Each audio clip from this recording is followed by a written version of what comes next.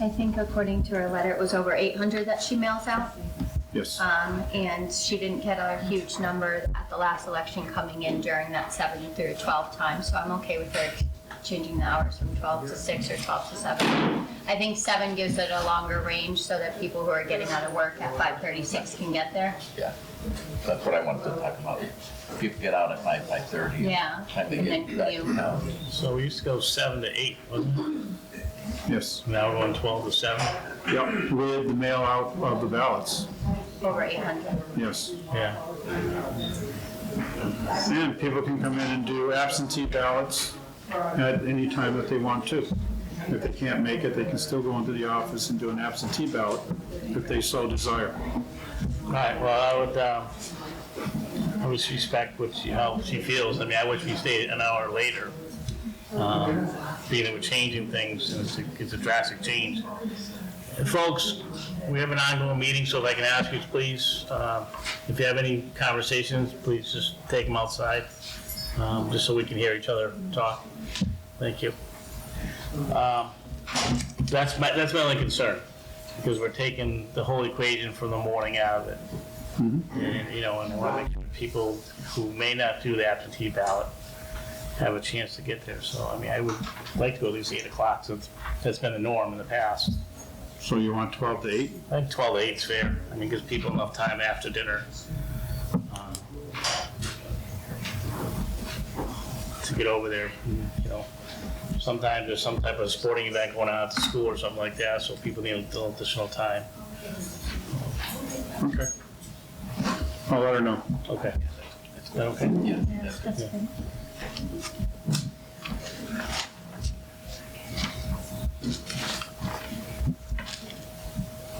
Anything else, Chris? No, that's it.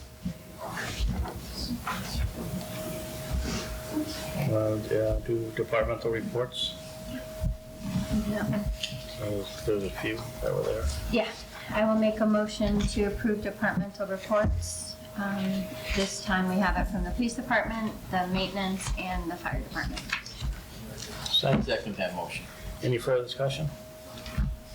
No? No, I think we still have that ongoing problem of people dumping trash at Dufrane's, and I don't really know what our solution can be for that. I mean, we posted it, and he just keeps, like, big trash bags Yeah. in the parking lot and stuff with diapers and everything else, so I don't know. We don't really have anyone that enforces or that can enforce, do we? Police. But you have to be able to find something in the bag. If they don't have anything you can track back to them in the bag, you can't do anything about it. Unless you catch them, yeah, obviously. But The only other thing we could do, if need be, is try and budget a salary figure and have someone out there on the weekends patrolling. It's the only way you're gonna be able to do it. We can look at cameras. You know, I know we talked about that before in regards to the time frame and coverage. So it might be something to look into if this type of pattern continues with people just, you know, dumping trash. I mean, it's just, Okay. you know, it's unfortunate. It just continues after everything. And I believe over one of the weekends, I think there was also people sitting around drinking beer Yeah, out there too. at Pavilion 6, he said. Yep, so, Well, that's something the police department can drive through. You know. If someone's seeing it and someone needs to report that, yep, because that's what happens, and those bottles or cans get left behind.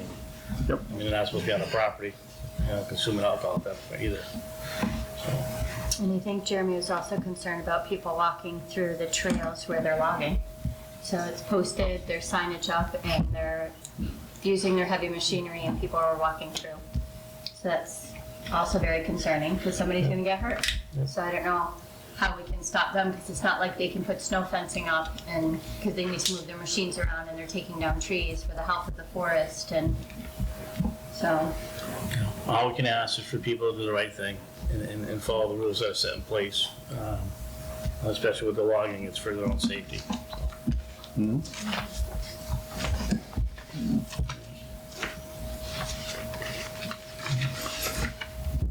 With that said, all in favor?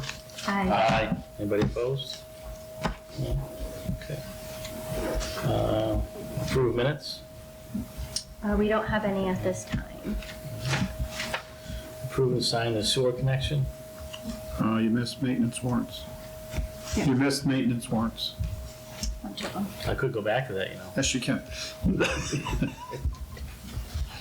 Which one would you like to do first? We'll go with maintenance warrants. They always take the longest to kind of skip over. Oh, okay, that's fine.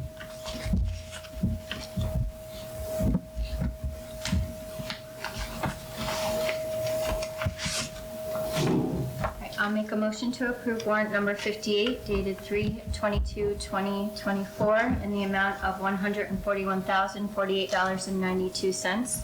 And this is a town bills payable warrant. There's a second motion. Any further discussion? No? All in favor? Aye. Anybody opposed? Okay.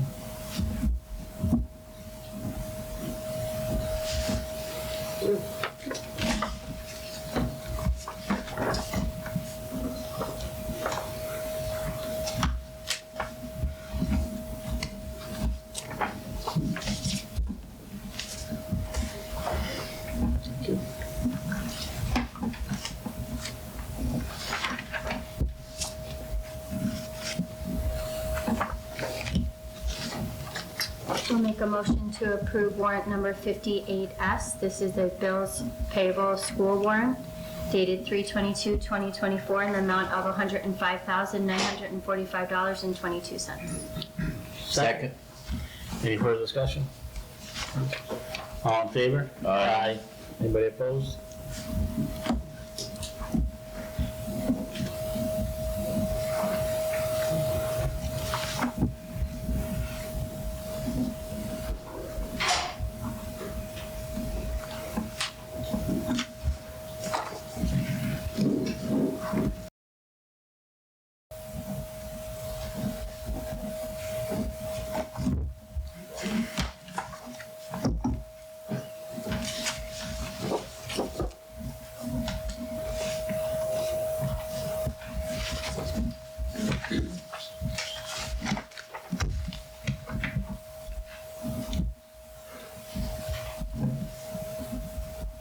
I'll move on to sewer connection.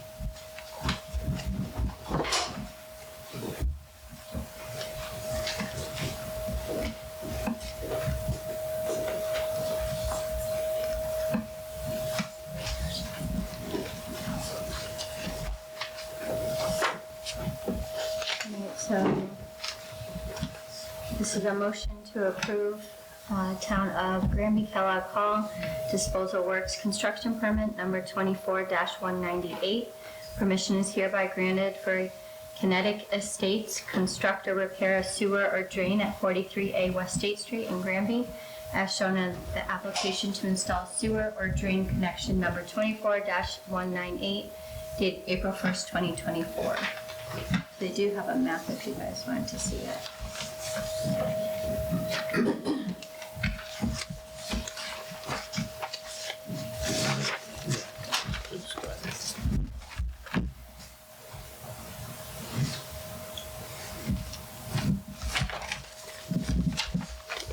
It's pretty straightforward. So, That connection is the old Suzuki showroom. Okay.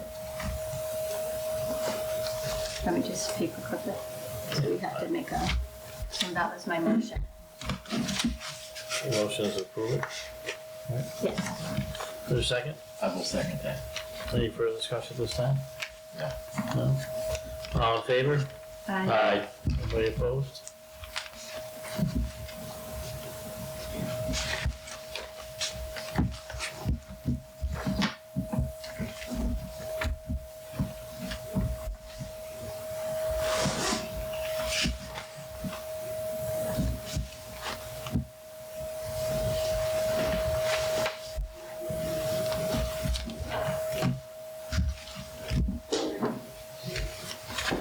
Is this just a duplicate? Or do we have two that we have to sign, right? It's a No, separate one.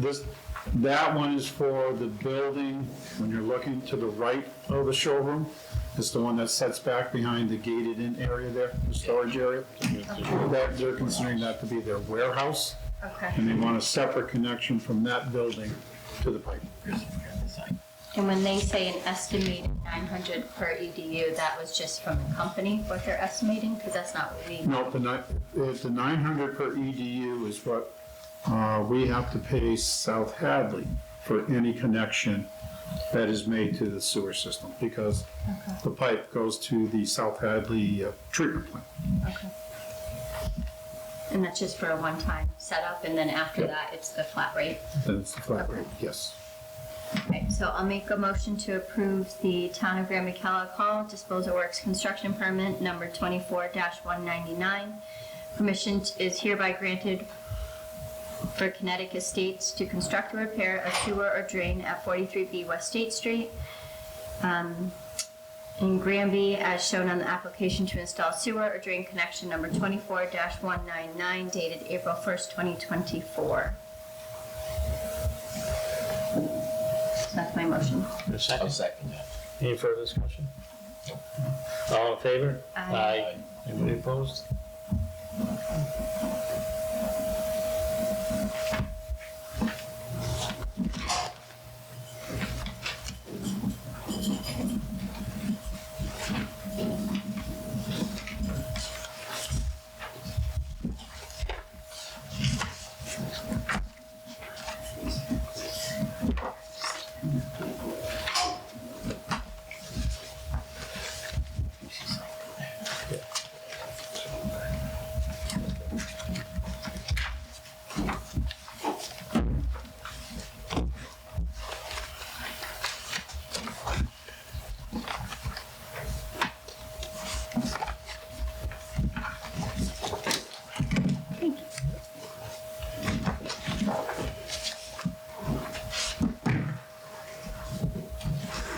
You have a common vic license? Make a motion to approve common victualer's license number 24-34. This is to certify that Cruising Cafe, doing business as Happy Days Mini Golf and Driving Range at 172 West State Street in Granby, in this place only, and expired December 31st, 2024. Second. Any further discussion? All in favor?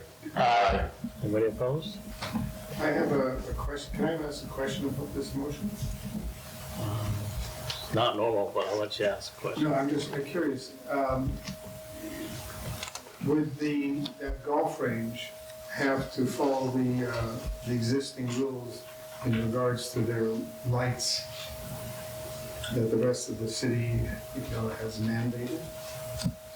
Yes. Whatever, they have to follow bylaws. Right. Okay, great. Thank you.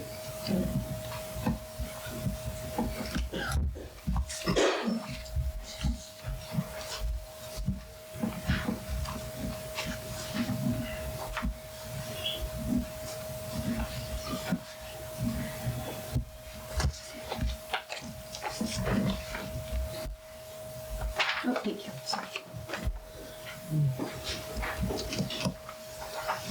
Now we have approved and signed resolution in support of the paint stewardship legislation. So Chris, I think the last time the gentleman was here, he wanted us to read this verbatim, right?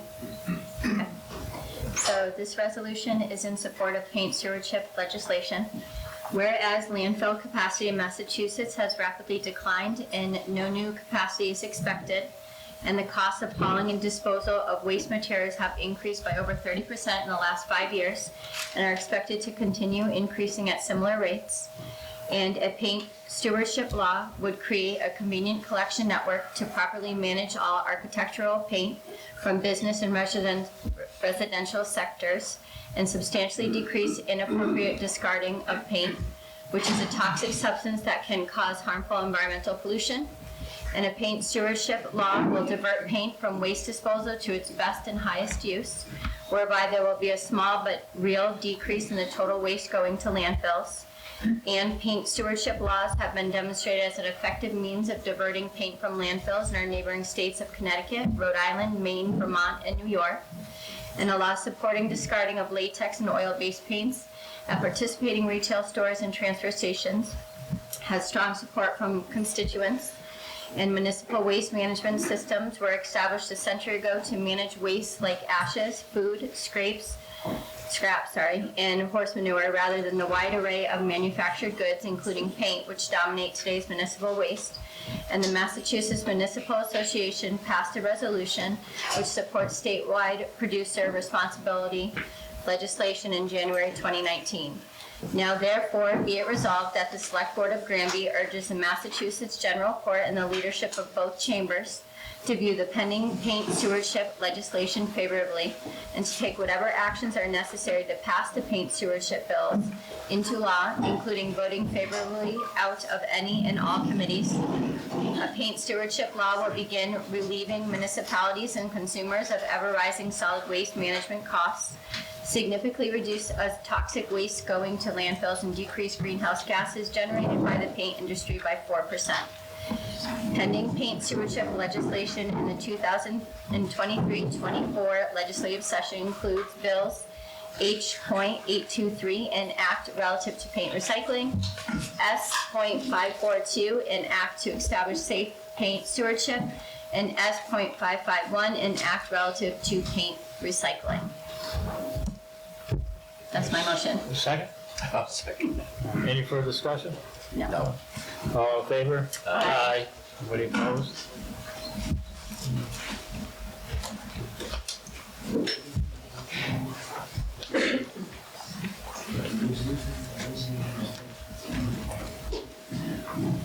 Thank you.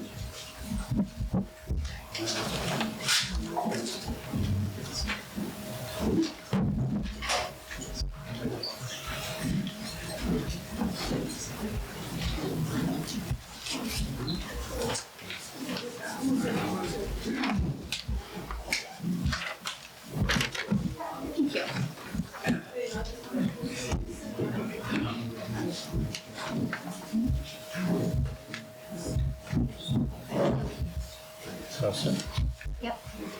all right, we have the 2024 spring lawn and waste days. So Dave sent us a couple dates to see if we agree with them. It's 5/18/24 and 6/15/24. So these 2 days fall a few days later for both than last year, but those were the days that I think fell on that Saturday too. And he usually does 8 to 12, right, Chris? Yes. I mean, those are days he's submitting and works for his whole crew. And I don't There. think there's anything in town going on those days, but I can usually not on a Saturday. Yeah, Is he proposing 2 days or just pick one or the other? Two. it's, Two, yeah, it's right? 2 2 days days. typically, That's what I thought. yeah. Yeah. So he usually does one in May, one in June, and then one in the fall, Yep. correct? Yeah. So 8 a.m. to 12 p.m.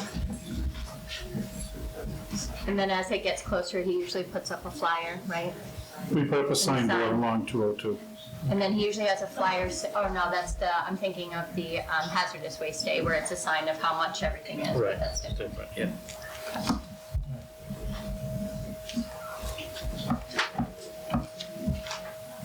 And a firm appointment? Yep. Would you like me to read the letter? Okay. So this is an appointment to the Police Advisory Board. Dear Mr. Johnson, at their April 1st, 2024 meeting, the town administrator with the Select Board affirmation was pleased to appoint you to the Police Advisory Board with a term expiring June 30th, 2024. Each person appointed to a town committee, board, or commission must present his or her certificate of appointment to the town clerk and be sworn to the faithful performance thereof before entering upon official duties. And it says, please contact the town clerk.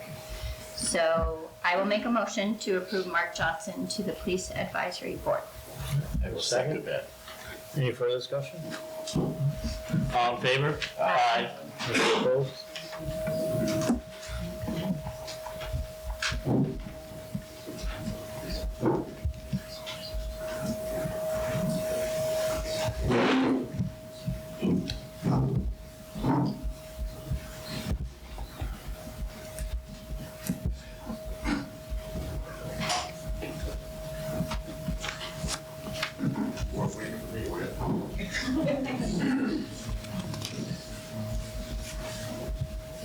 And the rest is correspondence, Yes.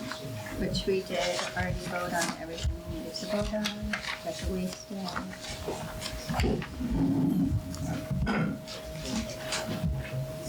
Yeah. Anything else? No. You got 1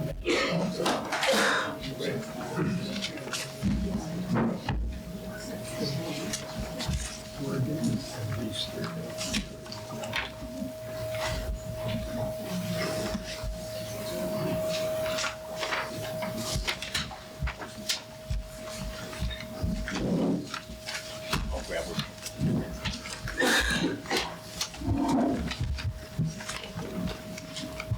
I would say.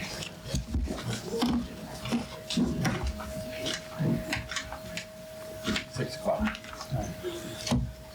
So before we enter into our, we're going to continue our public hearing.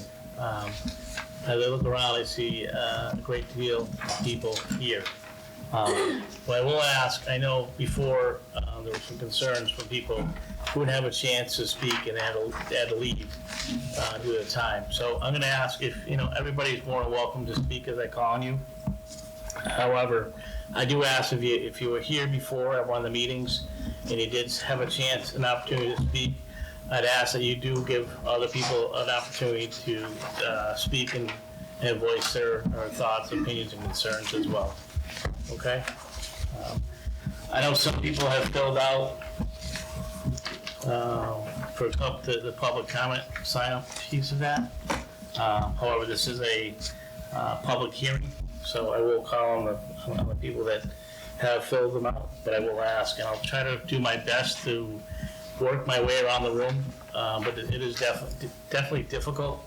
I can only see so far back, so I will ask as we're going along if people have comments that they want to make or questions they might have. If you could also stand up, and I'll call on you that way, so that way we don't try to miss anybody, because I don't support and everybody wants to share their thoughts and opinions. So, all right. With that said, the select board is going to continue their public hearing for today, April 1st, 2024, at West 8th Street, Granby, Mass. Consider the gravel pit application by LJ Development LLC, applicant owners of James and Kathy H. Slate of 44 Mercier Drive, Belchertown, to remove earth materials from the property located on Trompke Ave as per zoning bylaws, section 5, special use regulations and performance standards 5.8, earth removal of the town of Granby. So, with that said, does either one of the board members have anything before we move forward? No, I don't know how you handle it first. Okay. Just open session. It is, and I know in the past, we've brought right to open comments. However, I know the applicant is here. Does the applicant wish to speak in regards to anything before we move along? Sure. Good evening. So my name is Damian Berghume. I'm an attorney from North Brookfield. I represent the applicant, LJ Development. With me is Jason LaFleur. Neil Jackson should be here in a moment. We also have Don Frederick with us this evening, who's the engineer for the project. Mr. Trompke, who's one of the property owners, is here with us as well. I know this is the third meeting. My clients have already made presentations. There have already been comments that have been made. I'd just like to reserve the opportunity to comment at the end of the program rather than addressing things and then getting additional questions. I think it would be more productive to give us an opportunity at the end. Okay. Thank you. You're welcome. I have a question about process. Okay. My understanding at our last meeting is they asked for additional time to present on information related to issues raised at the last meeting. So wouldn't it make sense for the presentation to take place so that we can hear that information and ask questions related to it? Okay. But respecting what they've asked to do. People can ask questions and make comments, and I can't speak for them. They may give them the opportunity, as the gentleman just spoke to, that he wants to hear what concerns people have and maybe be able to answer some of the questions from previously. Okay, Could so you possibly use your microphones? Yes. Yeah, we can't hear them. I am, and unfortunately, these microphones do not carry throughout the room. So these are more for when it's being recorded, unfortunately. So I'll do my best, try to speak loud, but I also don't want people to think I'm yelling as well. So if I start talking softly, please just let me know in a polite manner, okay? And I'll try my best to raise my voice a little higher. All right, with that said, I know Leonard, how do you speak? Where you go? Here. I think it's here. So, sir, if you'd like to come up here, up here. And I will ask people if you could come up in front here and speak. The reason being that gives us the opportunity, so anybody that's asking a question or making a comment, yes, will be able to be recorded for GCAM as well. Thank you. Thank you. Stand up. I prefer if you sit down just because the microphone's there and you can pick up your voice, sir. Hello, thank you. My name is Leonard Yakir. I live at 32 Ferry Hill Road here in Granby. Could you spell your last name for us? Yakir. Leonard is with Leonard. Yes. Now, I've prepared something because I'm not Okay. I don't consider myself to be a great spontaneous speaker, so if you'll bear with me reading. We have been able to consult with several environmental specialists, including David Hines, a hydrologist, and Kira Jacobs, the Source Water Protection Coordinator for the EPA, that's the Environmental Protection Agency, Region 1. After looking at the JL development application and reviewing the locus site area, they have raised several possible and significant concerns. They are: 3 aquifers are in the area of the locus site according to the Mass GIS, Bureau of Geographic Information. Most of Trompke Avenue is within the 100-year floodplain, Zone A, according to FEMA. Loaded 77,000 tri-axle dump trucks would be traversing through them. Vehicular discharge would leach into the wetlands. According to soil analysis, there is limited filtration capacity to protect nearby wetlands from runoff. Concerns with destabilization of land due to intense deforestation. There are concerns with runoff and water contamination. To maintain the water table, loam and vegetation needs to be refilled as each area is mined. The JL development application does not address this adequately. There is a question as to whether a permit from the National Pollution Discharge Elimination System is needed. Special permitting for diesel dump trucks crossing the bridge on Trompke Avenue may be needed. The bridge itself needs to be inspected and certified by the MassDOT for safety and weights limits. An impact report to MIPA may be needed. Intense management of traffic and dust control would be needed. Assessment of impact to water supply is needed. Controlled maintenance and monitoring strategies would be needed to ensure water supply safety. The gravel pit site is surrounded by Bachelor Brook and wetlands. Heavy construction vehicles, as defined in the applicant's application, that is loaders, excavators, bulldozers, dump trucks, and most likely screeners, will be operating on a daily basis. The excavation site proposed is extremely environmentally sensitive. A diesel spill will happen at some point. A hazmat kit and EAP cleanup protocol will be of no consequence. The damage to surrounding wetlands, residents' well water, and surrounding communities that count on Bachelor Brook as part of their water supply will be irreversible and catastrophic.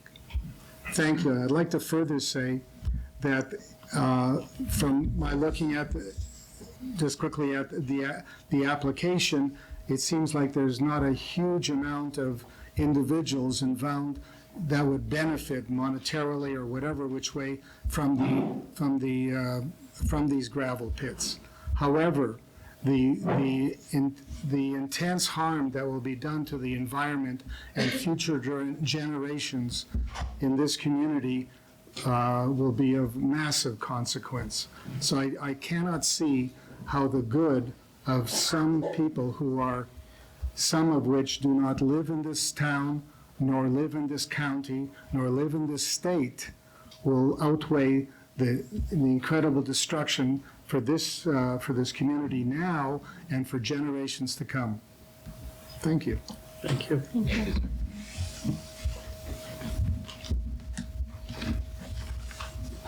you want to turn that into the record? I'm sorry? Do you want to make this part of the record? Oh, that's good. I get extra. Okay, but if you want to turn it, I'll put it as part of the record here. Okay? Thank you.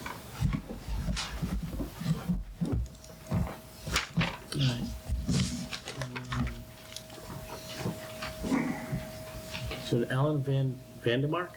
I'll reserve my comment until after the presentation, thank you. Okay. Oh, wait. I'm reserving my comments until after the presentation. Thank you. Rich Damaraki? Rich? I want to speak again if I could. That's fine. Okay. Yeah. Again, if you wish to speak again, you're more welcome to do so. I wasn't telling people you can't speak again.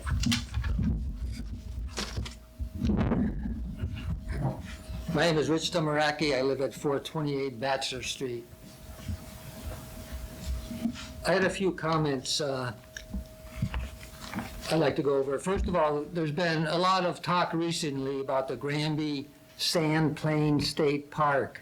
Most people never heard of it, but I'd just like to read a brief description of what it is. And two people wrote two letters that were very interesting, very thoughtful. I'd like to make a few comments about the letters. I'm going to put my glasses on.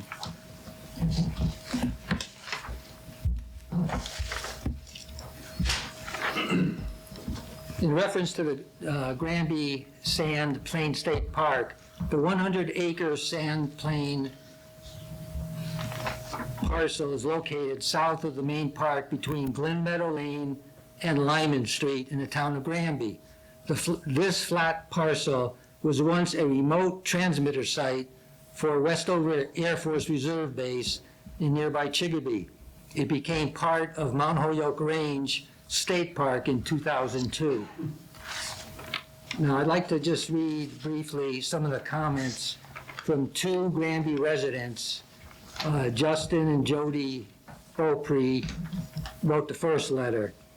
It says, I am writing to express my deep concern about the proposed industrial mining of sand from the Granby Sand Plain and the surrounding area within the Bachelor Brook watershed. As a passionate advocate for environmental conservation and wildlife protection, I urge you to reconsider this plan and take steps to safeguard these critical habitats. The Granby Sand Plain and the adjacent terrain in the Bachelor Brook watershed are invaluable natural treasures renowned for their unique and fragile ecosystems. These habitats provide vital refuge for several rare and endangered species. By allowing industrial sand mining in these sensitive areas, we risk irreversibly damaging the delicate balance of these ecosystems and threatening the survival of these rare and vulnerable species. Next, they list some of what these protected species are. This area has been inhabited for millennia with evidence of Native American settlements dating back centuries. One of the oldest Native American stone axe heads ever found in the region was discovered on the banks of Bachelor Brook, currently in the Deerfield Museum. It served as a lifeline for indigenous peoples, providing sustenance, spiritual connection, and a rich cultural landscape. They also say, allowing industrial sand mining in these sensitive areas would not only jeopardize the ecological integrity of the park and watershed, but would also disregard their rich cultural heritage and recreational value. I urge you to prioritize the conservation of the Granby Sand Plain and Bachelor Brook watershed by rejecting proposals for industrial sand mining in these areas. The second letter is from Paul and Joyce Beaupre, Granby residents also. They say, I urge you to reject this plan and take steps to safeguard the surrounding critical habitat. It is crucial to recognize that Granby Sand Plain State Park is already a protected environment with legal and regulatory protections in place. Furthermore, the downstream effects on Ingraham Brook and Aldridge Lake cannot be ignored. These water bodies are interconnected with the surrounding landscape. The town has an obligation to do due diligence and to vet and research that they are in compliance with all ethical and legal standards. I urge you to halt all activities and proposals related to industrial sand mining until thorough studies have been completed and appropriate measures put in place to protect Granby residents. So I think these letters were pretty powerful. So I just wanted everybody to hear what they had written. The second thing I'd like to comment on is that the 6.27, which lists the criteria that were mentioned at the last select board meeting, where the special town council said that if you reject any one of these 11 criteria, you have a right or an obligation to deny this special permit. Now, I just read the 11 criteria very briefly, and I found that 6 of the 11 at least should reject the special permit because the answer is they do not qualify. I just want to read the 6 very briefly. The first one is that the proposed use would be suitably located in the neighborhood in which it is proposed. It's obviously not suitable, so that would be number 1. Number 2, that the use will be reasonably compatible with the character and scale of other uses permitted of right in the same district. There are no other permitted projects of right in the area. It's a residential area. Number 3, that the use will not constitute a nuisance by reason of unacceptable levels of air or water pollution, excessive noise, visibly flagrant structures and accessories. The fourth one, that adequate and appropriate facilities will be provided for the proper operation of the proposed use, including special attention to safe vehicular circulation. Again, there's no proof that the vehicles traveling down Vassar Street will be safe for residents, Granby residents. Number 7, it says the proposal will not create traffic congestion or impair pedestrian safety, which it will. Number 8, the proposed project shall not create a significant adverse impact to the quality of surface water or groundwater during and after construction. So we have no proof whatsoever from the applicant of the quality of the water or groundwater. So those are just 6 criteria that I had noticed just from reading the 11, where there's no proof that any of these would be met by the applicant. The third item, I would just quickly mention that the gravel pit that's currently in effect right now is the Chartier Orland Grand Pit, which would be right next to the new, or the gravel pit that the applicant wants to have a special permit for. Now, the current application says that they can have up to 40,000 cubic yards a year. The Chartier Orland's land gravel pit is only asking for 5,000 cubic yards a year.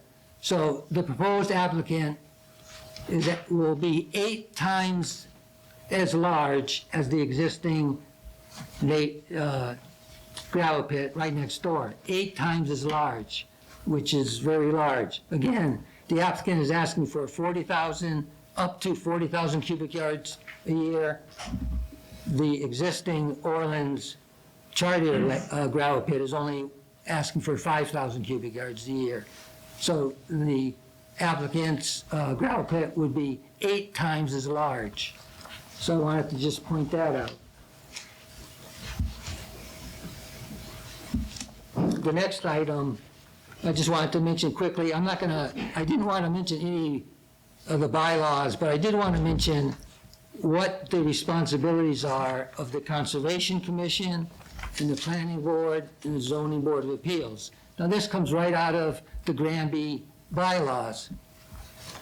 If you look at the Conservation Commission, it says the responsibility of the Conservation Commission is to protect the interest of the townspeople and their environment. Specifically, the Commission's responsibility is to administer Massachusetts Wetlands Protection Act, Chapter 131, Section 40, and safeguard the 8 interests of the Act. Now, there are 8 interests that the Conservation Commission is supposed to be looking at, and 7 of those areas apply to this gravel pit.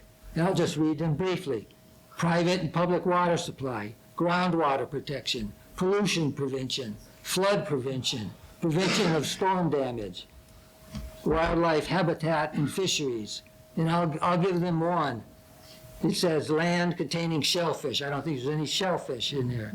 But 7 of the 8 criteria that the conservation should be addressing, and you as a board should be studying the results of their findings, apply to this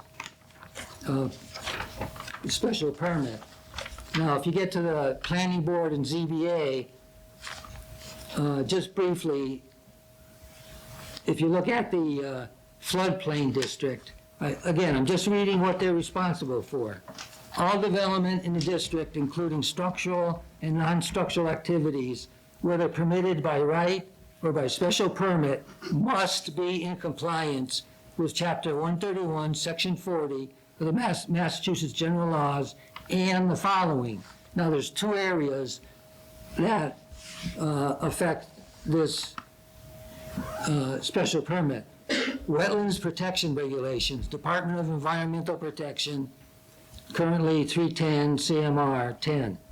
And inland wetlands restrictions, DEP, currently 302 CMR 6.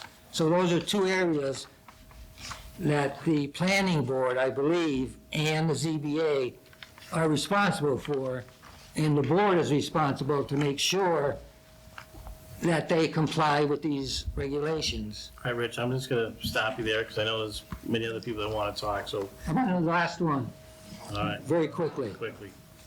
it may be an oversight on my part, but if you look at the applicant's application on page 1, it lists all the owners of the project. Okay, it does not have Jim Tromke. But if you look at page 18, it does list him as an owner, and if you look at on page 30, it says how much he owns of the land. Now, was that an error, an oversight, or what? Could you ask the applicant that? Thank you.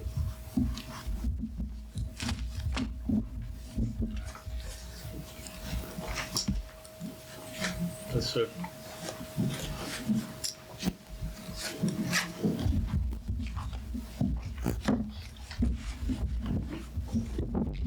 Thank you, Mr. Chair. My name is Attorney John McLaughlin. I made an objection in writing in February. I made another one last week. And the second objection are all new issues. When I was first hired, I was only hired 2 days before my prior written memorandum. So I've now had more of a chance to look at some of the documentation filed in the case law and the pertinent bylaws. And I've come up with more reasons that, in my view, are good grounds to deny the special permit application. Most importantly, one thing I saw was when I was here at the last meeting, I heard the statements of Miss Susan Lambert, okay? Susan Lambert owns the house on the corner of Tromke Ave. Okay, as you're coming up Tromke Ave from the site, it's on the right. And I looked at the 1988 subdivision plan approval. It's somewhat unusual because they lay out where Tromke Ave is going to be someday. And then if you look, there's not a legend that explains this in the plan, but there's hash marks, which I take to mean normally would be where the existing traveled way is, okay? And that's what I believe everybody's calling Tromke Ave. I'm not certain a surveyor would really do this. The applicant should say whether I'm correct or not, but that is how I'm reading this. And if that is the case, it looks like what we're calling Tromke Ave starts down by the gravel pit, proposed gravel pit, heads north, staying within the layout of Tromke Avenue as approved by the subdivision in 1988. But then it veers to the right, and it goes over Miss Lambert's property.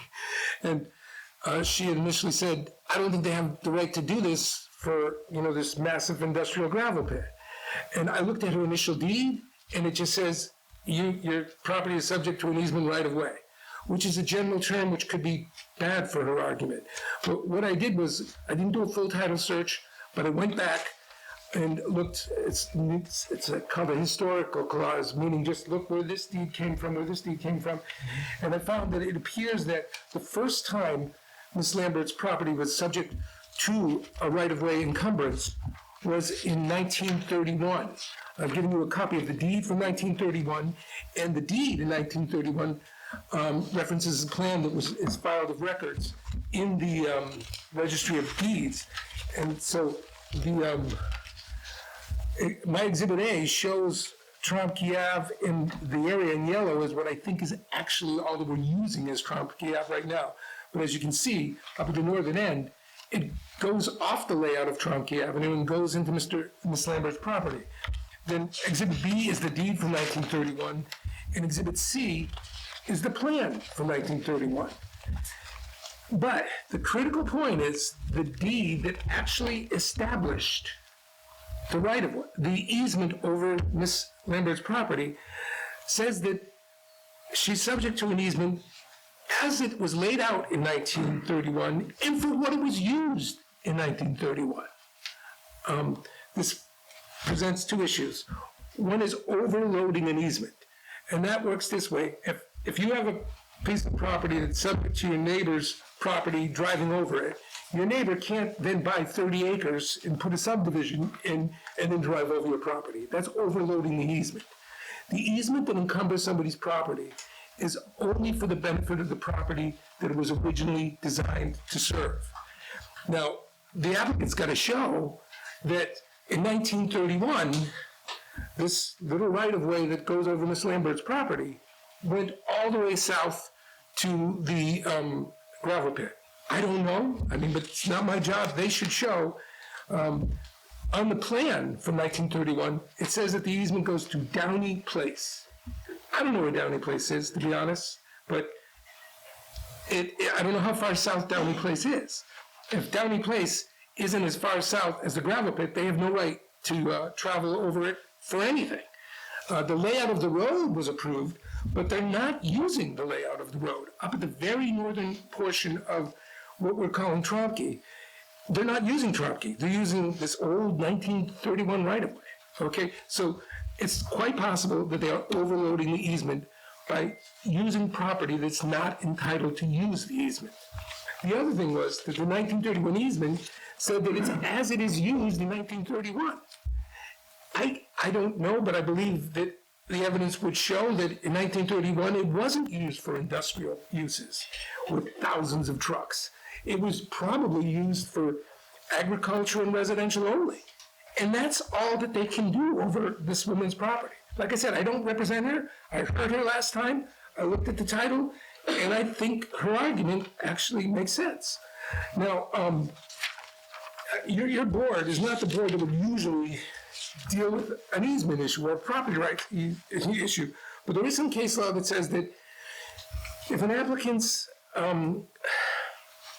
petition or application, if this goes to the core of it, then you at least have the right to make inquiries and to ask them to address the issue of easement rights.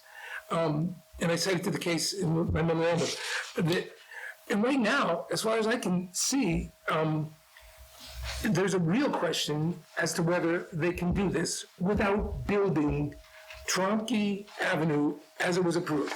If they build it as it was approved, then Tromke Avenue, approved in 1988 by your planning board, doesn't go over Ms. Lambert's property. It's further to the west, so it wouldn't go over her property. So that would sort of resolve this easement issue.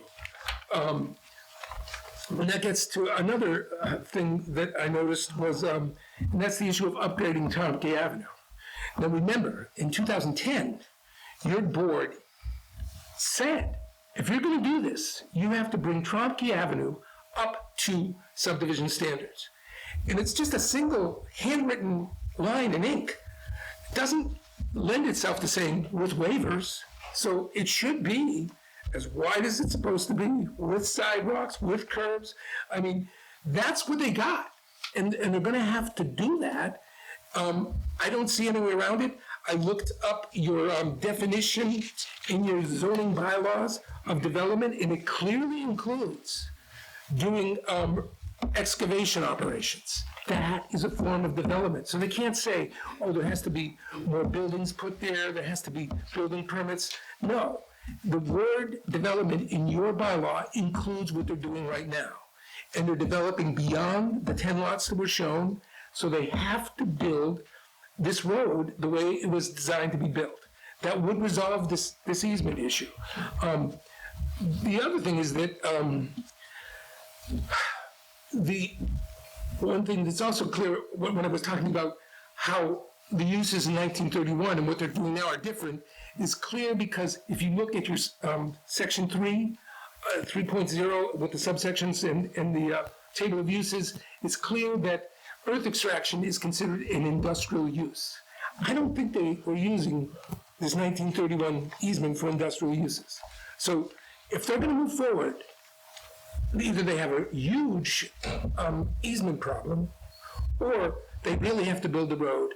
And if they have to build a road, that gets to another issue. I looked at this application. They had checked off a box that said they were going to give us a series of maps, including the DEP's online wetlands mappings. Now, these are not accurate to a T. They're more like the DEP, not your local conservation commission, but the government in Boston saying, we believe this is where wetlands are. And that map wasn't in there. I could be reading it wrong, but I didn't see it. They said, we're going to give you this. I've given you a color copy of that map, of the DEP's map for wetlands.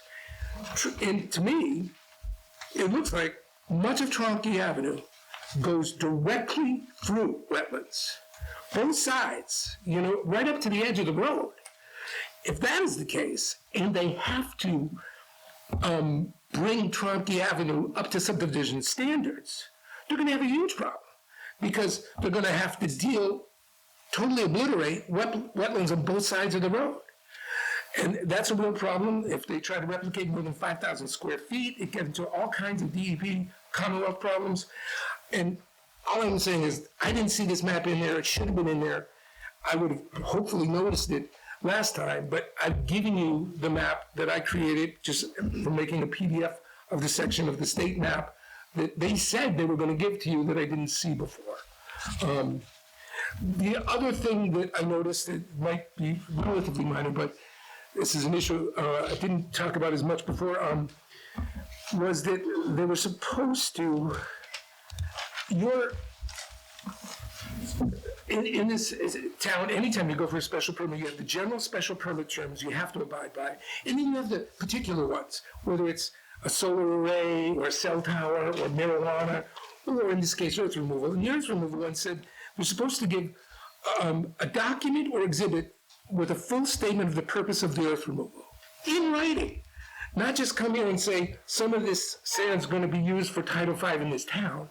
They're supposed to say, what is the purpose of this earth removal? What are you gonna do with it? Where's it going? In writing, in the application. I didn't see that. And that's, so these are all, I still stand by all the arguments in my prior memorandum, but these are new ones that I saw. And I'm glad I was here, because I heard this woman, who I don't believe is here tonight, but I think she was right. I think she said, when she said, they can't put 3,000 trucks, a year over my property, it's, this little right-of-way. I think she's right.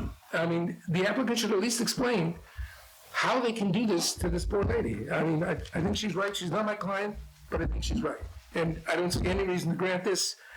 You gave them an extension of time to get a lawyer and do something. We're here tonight. They've had more than a month. They didn't address any of the issues pertaining to the criteria. I don't see any sound tests. I don't see any water tests. I don't see results from groundwater. They've done nothing, and they've had a long time. And now they just show up with the lawyer at the last minute. You're fully within your rights to say that's enough. We can say no right now. Thank you. For the record, Susan is sick tonight, and she did plan on being here. Thank you. Mr. Chair, Yes, sir. can I get a copy of that document for the record? Oh, he did give us each one in color. So we can give you, do you have an extra one? Sure. 1 second, you can speak. Why don't you come on up, sir? Yep. Thank you. Yes, you.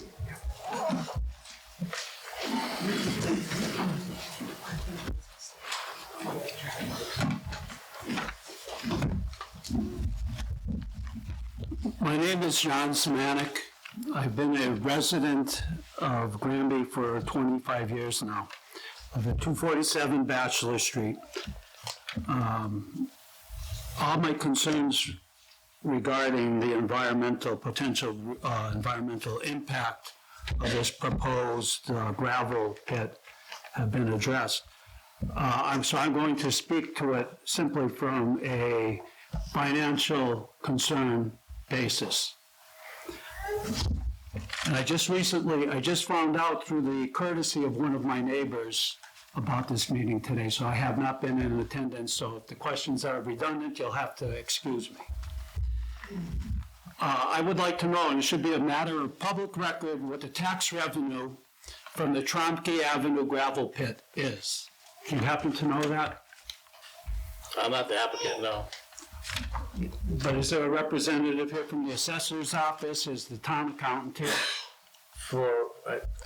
I would like to know what the tax revenue from the Tromke Avenue gravel pit is. The tax revenue, the property tax revenue, if I'm not clear. We can check into the assessors. The assessors get that. You don't know that? Does this board know that? No, the board does not know that. There isn't a representative of The assessor. The assessors office here? No. But the The attorney, assessors, do you happen to know that? sir, I need you to. Okay, direct to the board. well, then can I address the attorney? No. So these are open conversations to you. That should, like I said, that should be a matter of public record. And I'll leave it at that.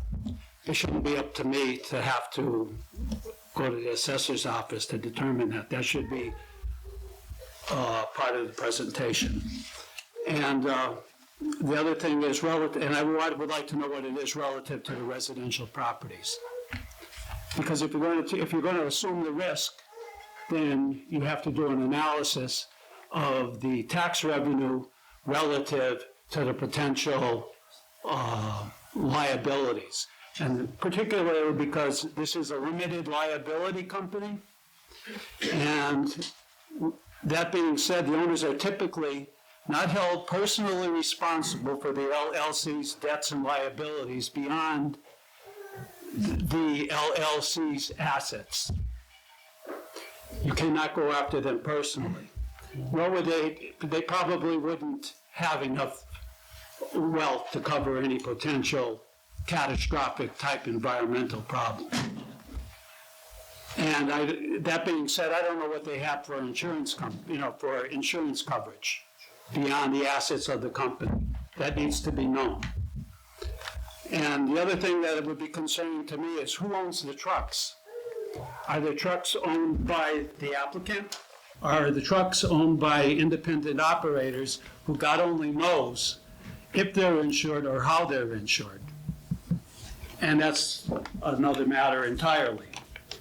And anyway, I'm considering, I think that if this application is approved, then a property tax abatement would be in order for the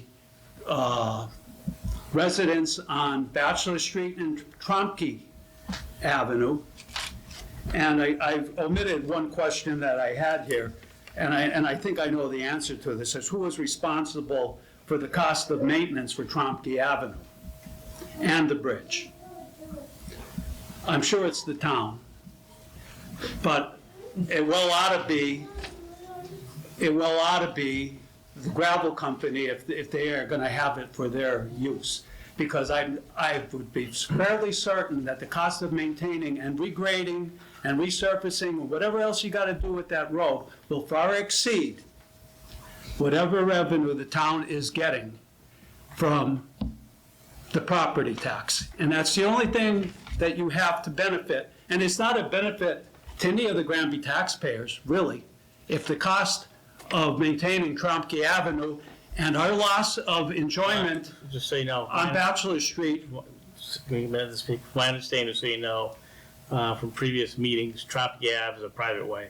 It's a private way. That's come up in previous meetings. So who owns Tromke Avenue? I would imagine residents. Tromkes. Tromke Ave, yeah. The Tromkes that live on Tromke Avenue. Because it's right now, it's a pothole mess. I'm familiar with the road. Okay. And Please.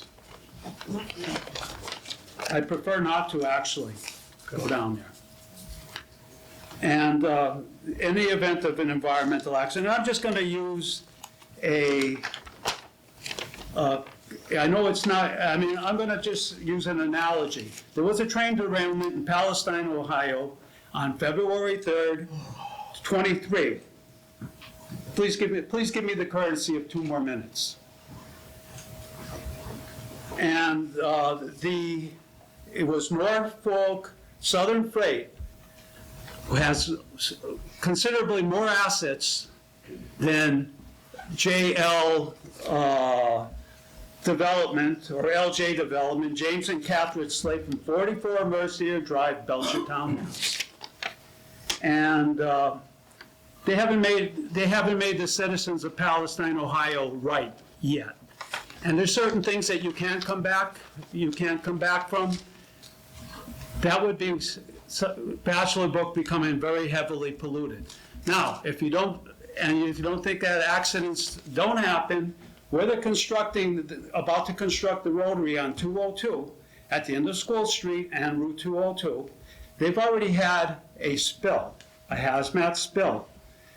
And that work party was being I don't know the right terminology, but there were 2 Granby policemen at the site when the work was being done.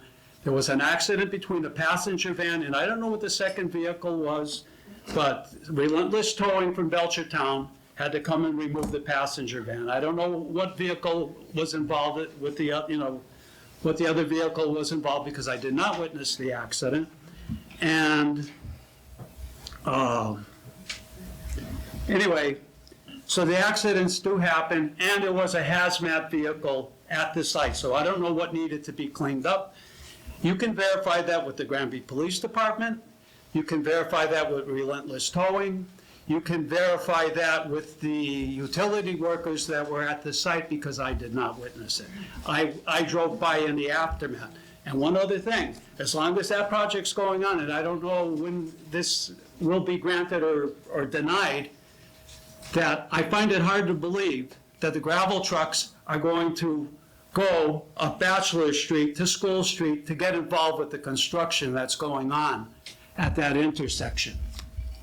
And I thank you for your time. Thank you. Thank you.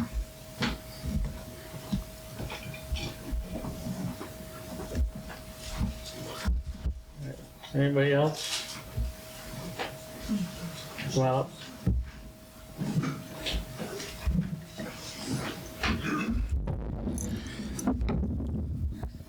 Seamus, is it working? It does. it is.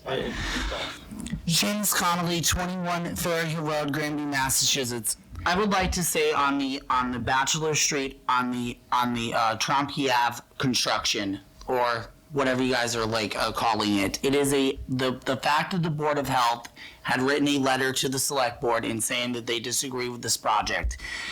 And I do agree with many other residents that it will cause irreversible damage. The fact that tax revenue is not going to, in the long run, is not going to pay for everything in the long run. The fact that we have record high inflation, the fact that we have high grocery prices at the store, in the long run is not. We're entering a renter's economy.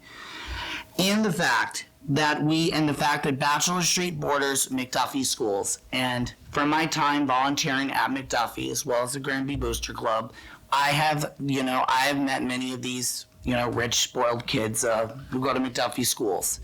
Please do not make comments like that, okay? Okay. Well, anyway, the fact of the matter is that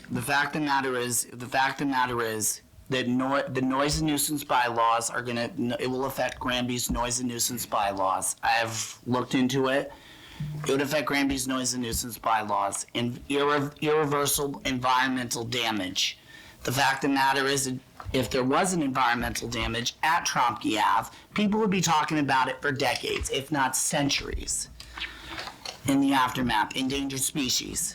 People rely on our town's public servants rely on our property taxes. I don't think in the long run property taxes are going to pay or fit the bills in the next 20 to 30 years. Obviously, I'm a pro-business person in Granby, but I do not believe that a gravel pit is appropriate for the residents of Granby. I do not believe it is safe. There are kids I know whose families I'm really close with, who I know have asthma. Due to their age, I'm not going to say who they are, but I do know that a couple of them have asthma. And liability laws. You have to put liability laws into account. You have to put insurances. What happened in Palestine, Ohio? The fact that there was a forest fire in Quebec, Canada, a few days before Charter Day. It was covering Boston. Due to Granby's high elevation, we were able to brunt most of the smoke just a few days before Charter Day. I don't know if y'all remember the Quebec. Focus on. All right, sorry, go on. Okay. I don't believe that we need to have this because I believe it violates not only Massachusetts environmental laws, as others have said. I also believe it would also be in contrast to federal environmental protection laws, and we'll have countless lawsuits. we may even cease to exist as a town because of it. I have no quarrels with anyone who supports or does not support it, but I do not support it because future generations, as many have said, it will just hurt this community. And I would ask the select board, you would be on the right side of history for denying it, Glenn. And for the thing about, I said earlier, I did not mean to say that. I'm just saying that, things in general. All right, thank you. Thank you.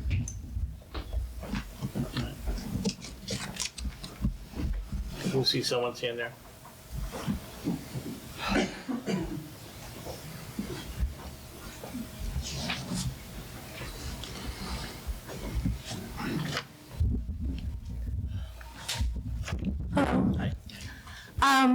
I hope people can hear me out back. My name is Sandra Clark. I live at 253 Bachelor Street. We have lived on Bachelor Street for 27 years. We are vehemently opposed to this project, and I want that to be on the record, and will firmly oppose and be part of any opposition to this for environmental, health, safety. I've walked on Bachelor Street myself. It is a windy road with my dogs. You have to switch back just to avoid simple traffic of cars, and not invisible to the person who's coming around the bend. I mean, that's true of getting out of driveways, whether you're walking around the road. It's not a safe road for large vehicles to be going down again and again and again. The noise pollution, the air pollution, the environmental impact, that whole area is wetland. There was a day where we were able to access the lands back there. And I will tell you, my husband and I have backgrounds in plant and botany backgrounds, and the habitat back there, it's exquisite. It used to be exquisite. We watched the other gravel pit develop and basically annihilate everything in its path. It would be a tragedy to this community to allow this to happen to this land. That is absolutely how we feel, and I hope that others, and we can join in, because I'm sure that if more people in this area that's going to be impacted knew about this, they would be against it. That's all I have to say. Okay, thank you. So anybody?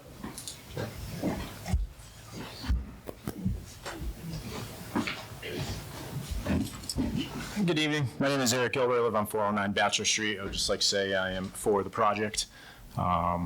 Moved into town about 5 years ago. We haven't been here very long. I don't want to speak on behalf of the, the wetlands and the environmental impacts. There's a lot more. Could you speak up, please? Yes. Yes, there's a lot more smarter people in the room that have done that research, obviously by the presentations given. There's a lot of opposition. I think there are a lot of blanket oppositions. There's a lot of other projects going on. You have UFP Lumber in Belchertown that travels that road daily, hourly, especially around school time traffic. I deal with that on the daily. Those trucks are rolling 53 feet long with 80,000 pounds of pressure-treated lumber. And also their trusses, 12, 14 feet over wide. Again, 55. I live on that road, and I see it daily. I've been almost hit by those vehicles pulling out of my driveway. There's a lot of other things that we could attach all of these, oppositions to in any other part of day-to-day business and operations that run through our town. There's already a gravel pit in operation in that area. I know obviously the scale of the project seems to be a little bit bigger. I'd be curious to see how much material actually comes out of there at any given time. I know with most permits, we built our house, you are going to put with the maximum amount that you might potentially pull out of there. The reality is they probably won't pull that much material out on any given time, but you want to be able to have that, blanket to cover yourself on what's coming out. I guess that's about it, I guess the UFP thing really, bothers me because I can tie that to this. You're gonna have trucks that are coming in and out of there on the daily. If we're already dealing with that, I can't see that much more truck traffic coming through with these trucks, so, I don't know. That's all I have. Thank you. Thank you.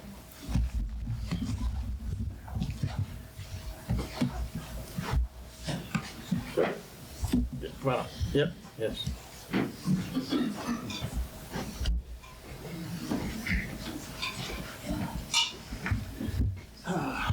Good evening. I'm Dave Bissett. I live on 24 Tromke Ave. And I figured I'd try to come up right after Eric spoke. He spoke from the School Street side of Tromke Ave going towards Belchertown. And there are concerns with that. I could see with the big trucks that actually go through there every day. I pass them every day, the lumber trucks and whatnot.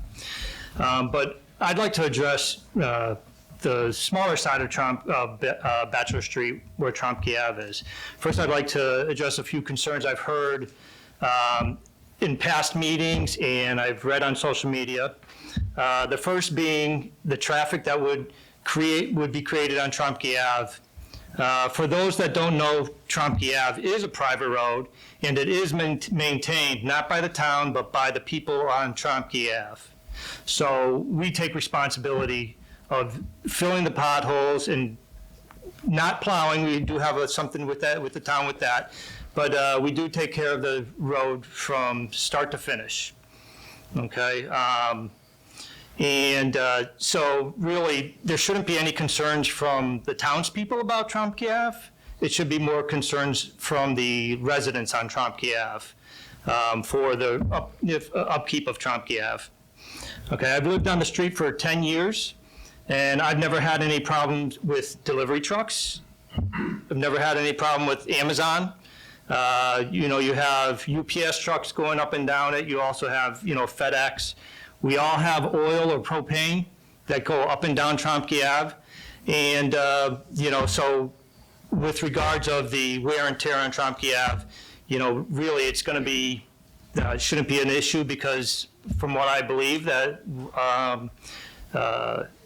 the contractor, J&L Development, will probably be maintaining it. So in actuality, it'll be in better shape than what it is right now. So that's a plus for Tromke Ave, for sure. And for as long as I've lived on Tromke Ave, there has been an existing gravel pit in operation, which we all know, which abuts the property there. I don't ever recall hearing machinery or any heavy equipment running in the background.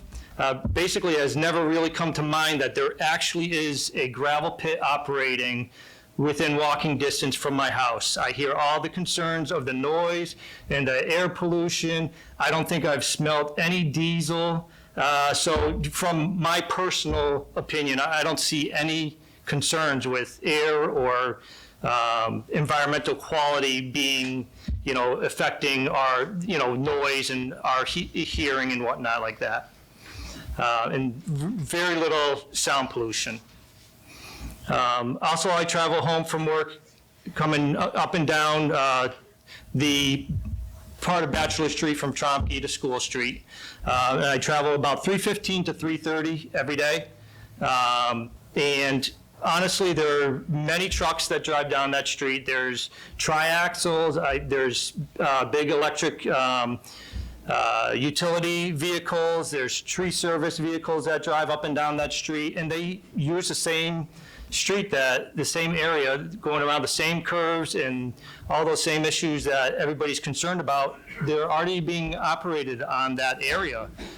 So I really don't see the big concern over it, considering, we're looking at a contractor who is the sole owner of the trucks, and he has one guy that works for him. And as a contractor, your license and your whole lifestyle depends on the safety of your driving record.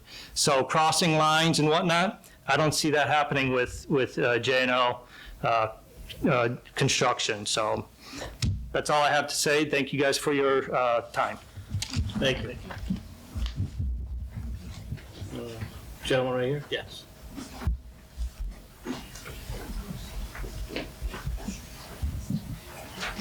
Good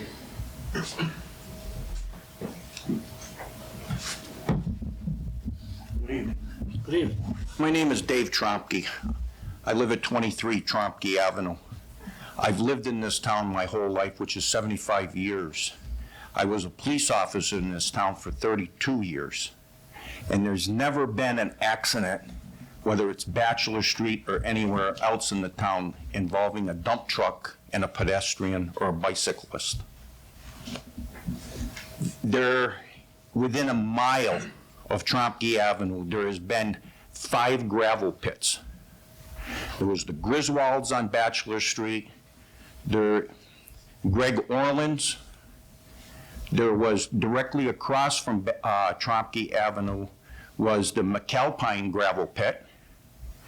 There was the Lecca gravel pit at the end of Bachelor Street and the Granby Belchertown line. And there was a gravel pit on Trompke Avenue before the lady that lives at the corner of Bachelor and Trompke Avenue lives now, and that was operated by the town of Granby for a period of time. As a kid, I grew up riding a bike, walking Bachelor Street every day. And there was no problems with all of these gravel pits and these trucks operating on Bachelor Street. That's all I've got to say. So I think that should take some of the worry out of people, that there's never been an accident in this town involving a pedestrian and a dump truck. Thank you. Dave, can I just ask you a follow-up question? Am I able to do that? What's that what's the other pit that you said that was run by the town of Granby? Do you remember or recall the name of it? It was the people that owned it before the woman did was Pottins, and it was run right off of Trompke Avenue. Okay, but they didn't. And that was through the town.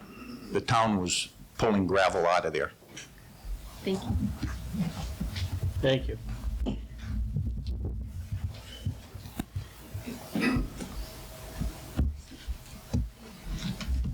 I see someone's hand back there.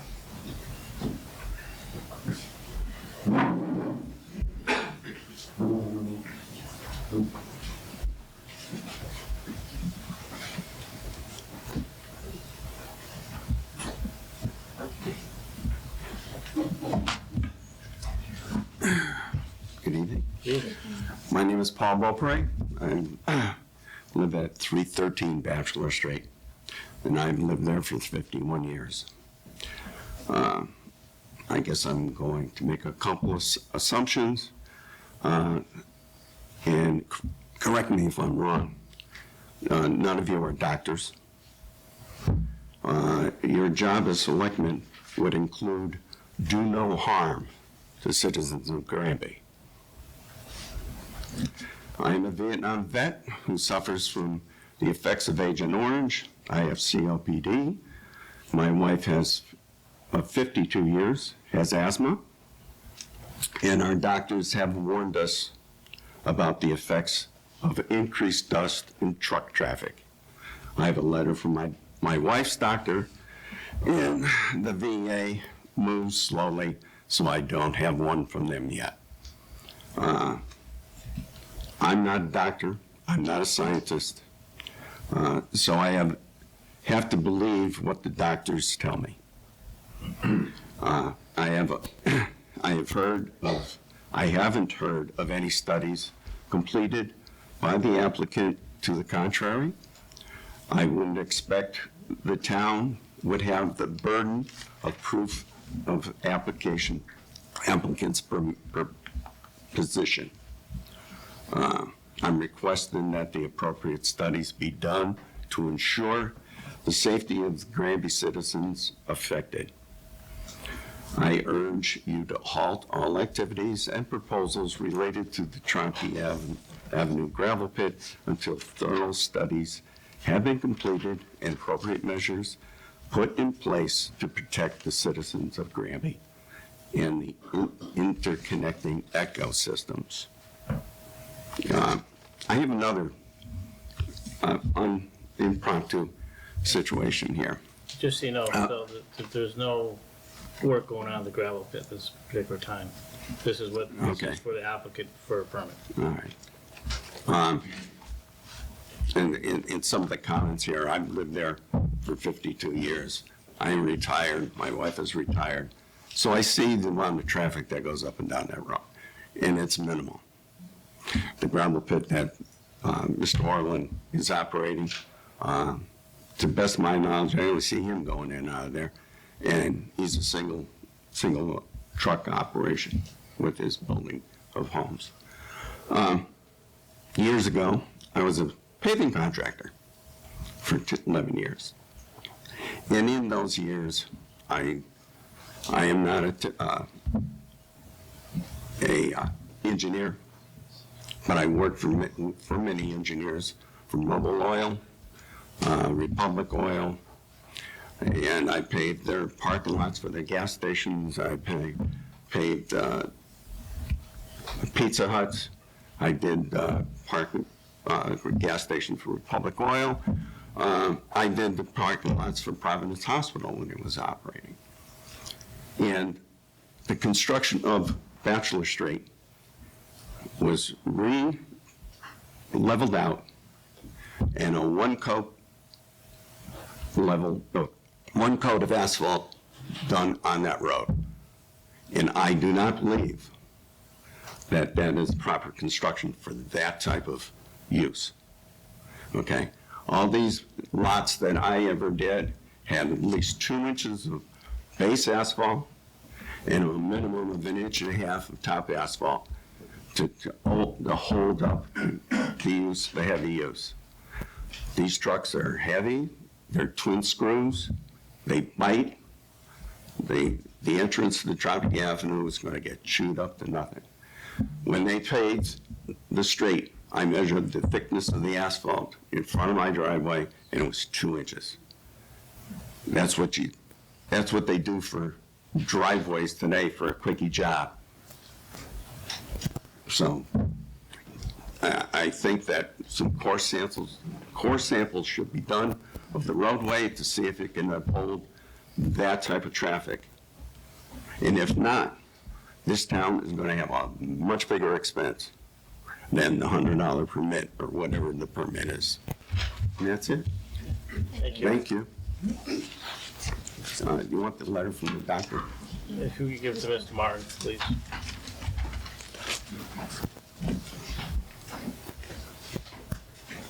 Thank you, sir. Thank you. She Sue? She said she was sick. Oh, Susan. I had the wrong Sue, so Oh. she might have come in since Okay. then. Yeah. Yes. Yeah. Okay.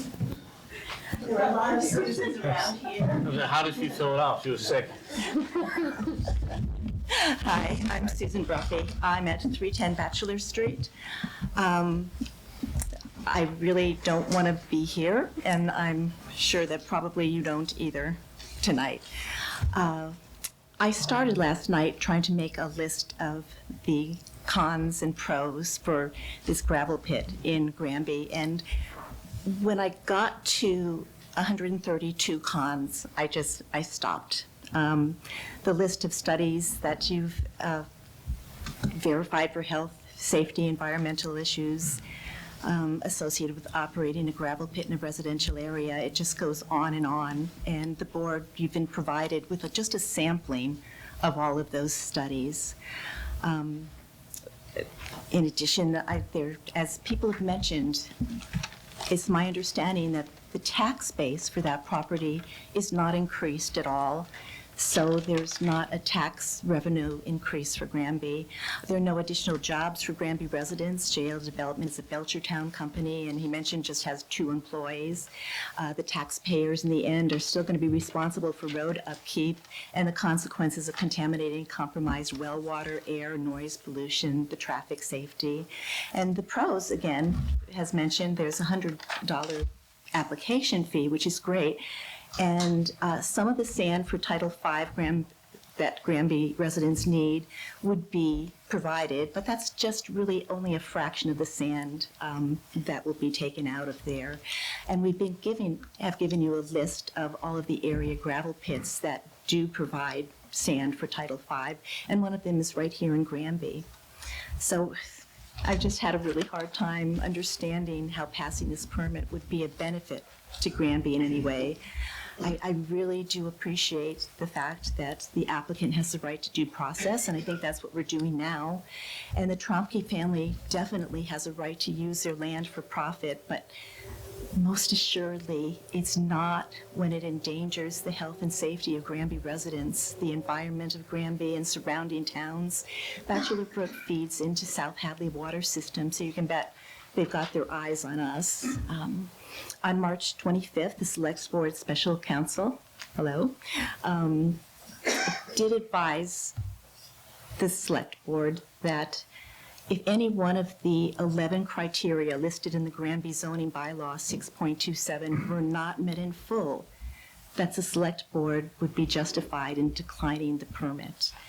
I would just like to invite any and all of you to sit on my front steps on any given day when the dump trucks that are running from Mr. Orland's gravel pit are running. Mind you, it's been mentioned that Mr. Orland operates a fraction of what's proposed for the Tromke Avenue operation. The noise, the diesel fumes are overwhelming. The dump trucks speed down hills to be able to climb up hills. And we've mentioned a lot how many hills and blind corners are on our little narrow scenic byway street. Trucks, when you follow them, they're unable to take the curves without encroaching on the upcoming lane. There are areas that take the curves there are areas where trucks and even cars need to pull over to let oncoming traffic pass. In the first trial, the judge, which is kind of unheard of, I understand, she did a walkabout. She walked from the Tromke Avenue proposed dig site all the way down Bachelor Street. Oh, sorry. No, as soon as the air Okay. is on, it's hard for them to hear. You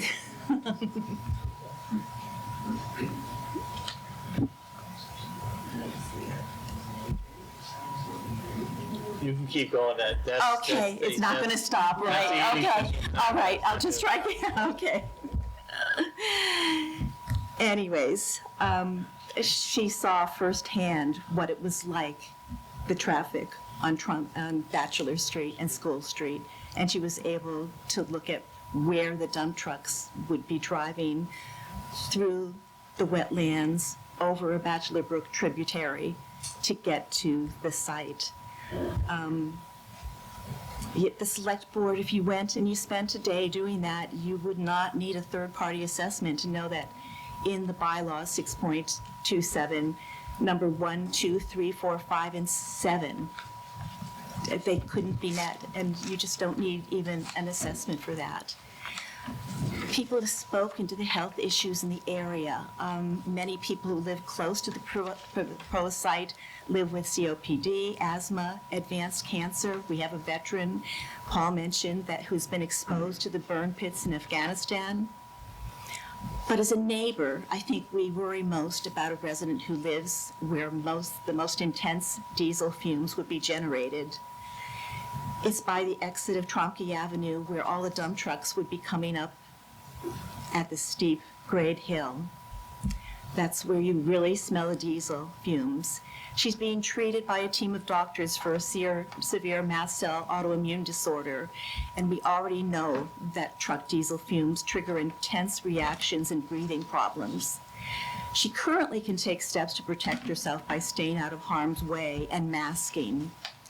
But if there are 18 to 20 dump trucks that are passing her home every day, she won't be able to protect herself. She'll be confined to her house with closed windows and air purifiers. And how can that be right, really? The Select Board already has a letter concerning this from her primary caretaker who is coordinating her care. We have additional information from the Journal of Allergy and Clinical Immunology that discusses the danger of diesel exhaust on respiratory function and related mast cell activation. And so I'll submit those for your review and to public record. I have so many worries about the direction of the town of Granby. Our website promotes Granby As a bedroom community in the center of a very culturally rich valley, the town gets its revenue from property taxes, and people are coming to us, and they're building, the most beautiful houses here in Granby. This is not a lovely winery that will attract out-of-town visitors and business. Jim Tromke came before the board not too long ago and talked about his service to the town, which is long and great, and thank you, Jim, for that. It is. He said at that time that he would never do anything to hurt our town, but this would hurt Granby. If a gravel pit could be approved in such an ill-conceived location as Tromke Avenue, then you're opening the floodgates for anyone to start a gravel pit anywhere in Granby. You'll have set a very solid precedent for that to happen. We're a town of 6,200 people.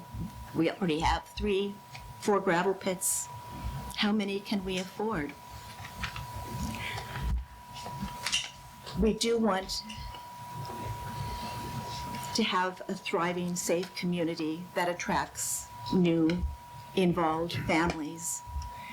I think an influx of the gravel pit industry would just turn the town into a dust bowl. The select board, you work so hard. I've watched so many of your meetings, especially lately, and you are so hardworking and so committed, and you have so many things to consider in this. So I really appreciate your careful consideration. Thank you so much.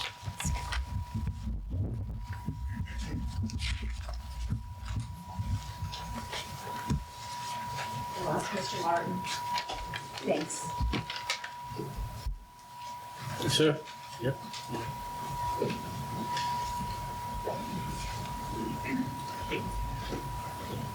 I do understand it's getting difficult to hear just because the heating system is turned on. So with that noise, it does make it harder for people to hear. So, I mean, I'm sure people that are coming up speaking will do their best, but just remind people, I don't have a concern when you ask the board members to speak louder. I think that's fine, but remember, just be polite when you're asking someone to speak up a little louder so you can hear them, okay? My name is Tom Clark. I live at 253 Bachelor Street. Thank you, Mr. Selectman, Select Board. I share a lot of the same concerns that have already been voiced here this evening, so I won't reiterate those in terms of noise, pollution, safety, all those issues. I think we're all aware that Granby has a tremendous number of wetlands throughout town. There is, back in the neighborhood of the proposed gravel pit, a very unique type of wetland, a bog. It is not just a low wet area. It's an environmentally sensitive ecosystem. It is one of perhaps only a very small handful in the entire valley. It is a very special habitat. I don't know the proximity specifically of the bog to the proposed site. And I'm just wondering if an environmental statement or study has been done to better understand the impacts that the proposed site may have on that specific habitat. I'm concerned about all the wetlands, but I think that most people would be very surprised to learn there's such a unique environment there. Again, it's a very specialized type of wetland, found very few other places, very few places in the state. So that's all I want to share. Thank you. Thank you.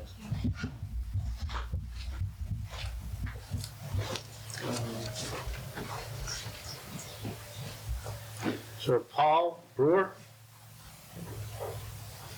You already spoke? Okay. I want to make sure, I know some people have the names. I want to make sure we didn't miss anybody that filled out the public comment sheet.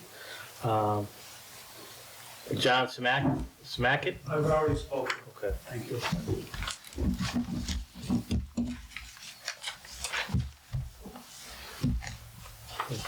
Anybody else? John right here. All right, let's you come on up, sir, and I'll have you next, okay? Thank you.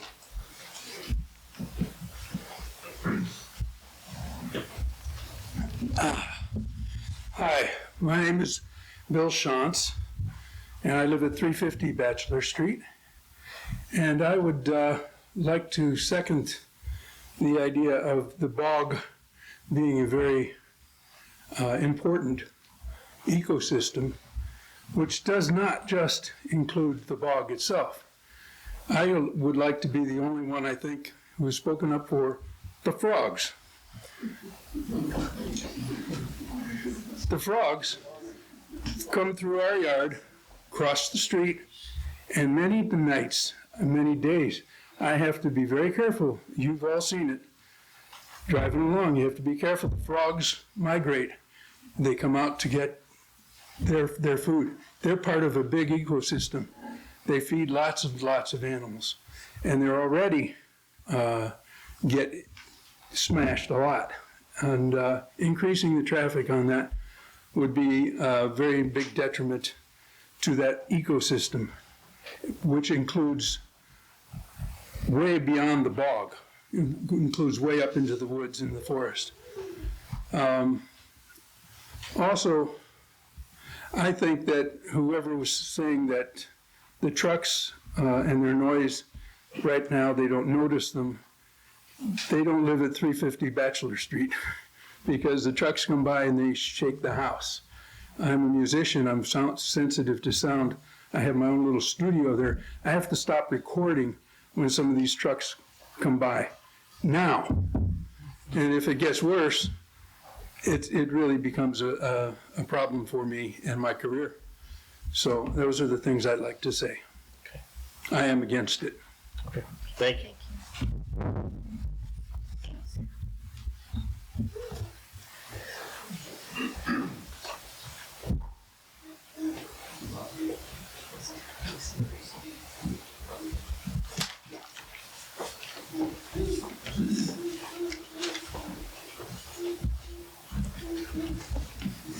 Good evening. I am Brennan Smith. I live at 11 McDonald Ave. About 4 years now, excuse me. The 500 feet of eastern border of our property is the tributary creek that leads right there to Bachelor Brook at the Tromke overpass. And the southern border of our property is the wetlands at the crossing. We swim there, we fish there, we are frequently right there. So when I got the flyer and saw all the arguments opposed, I was obviously pretty taken by the data from the Board of Health back when the legal challenge happened to the last application, etc. And so I reached out to a member of the Tromke family just to say, I haven't heard your side yet. And today I had a conversation with a member, and just as a matter of character and wanting to say how much I take the members of the Tromke family at their word, I just want to say how kind and amazing the residents of the Tromke Avenue have been to me and my family. Just so welcoming and kind, and it's just been wonderful. So I take them at their word when, in conversation today, I was told, look, the person making the application for our land access and for our Tromke land is really a person who does septic systems and who uses the gravel from the, it's pronounced Chartier or something? Chartier? Yeah. Pit, but they're running out of resources and that guy's getting old, so he's gonna take it over. And he's only a 2-truck operation. So it's ridiculous to think that there's gonna be 40,000 cubic yards taken out of this thing every year.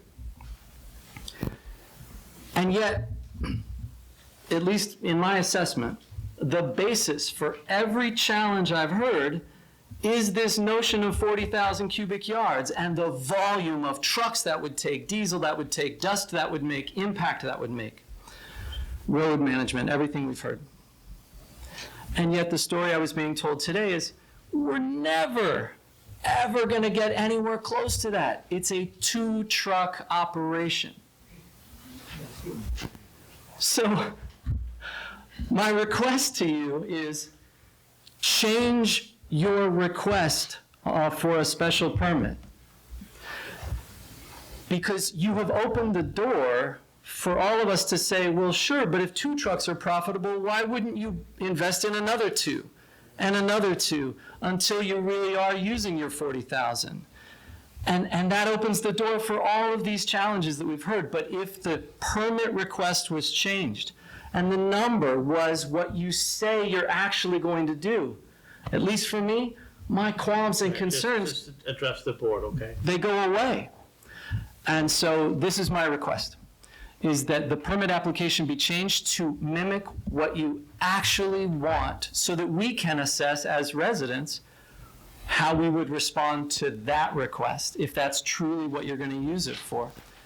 And in the absence of that, because of that possibility of 40,000, I would have to oppose. Thank you. Thank you.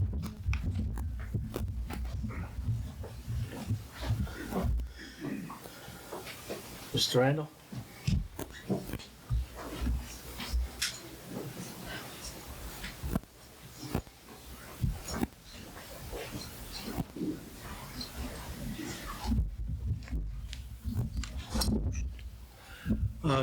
George Randall, 52 Taylor.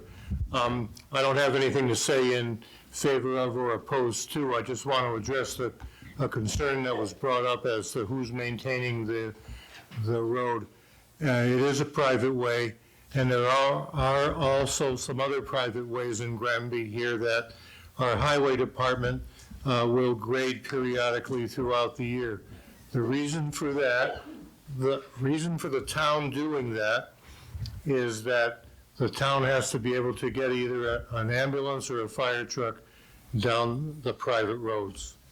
And that's their rationale for maintaining. Thank you. Thank you.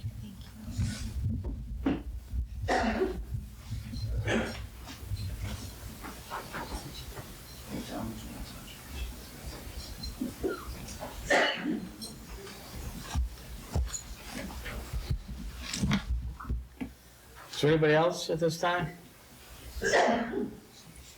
No. All right, so those 2 have spoke. Why don't you come up, sir? Okay. So far. I'll be real quick. Okay. My name's Jim Brophy.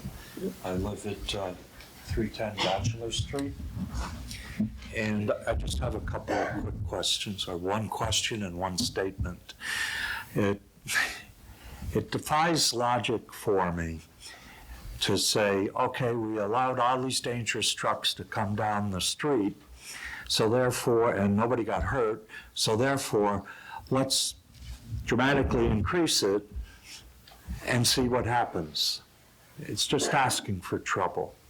And the other thing was, they said that there hadn't been any accidents with trucks in forever. But last year, there was a truck that hit a jogger on Bachelor Street, and they left him for dead. There was a bicyclist and he was hit by a car. I have it on video. Okay. But it does happen. Okay. Okay. That's all I got to say. Thank you. Thank you.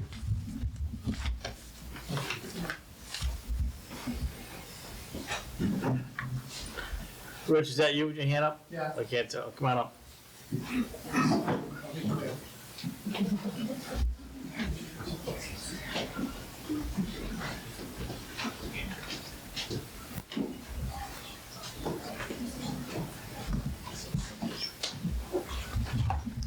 Rich Tamaraki, 428 Bachelor Street.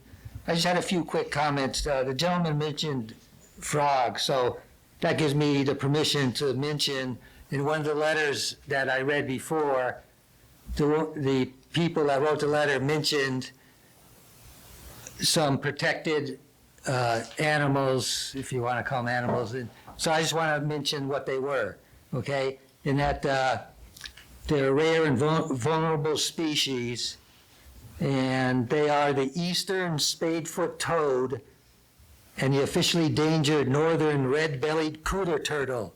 So there are other species out there that are protected. And they also mentioned some flowers.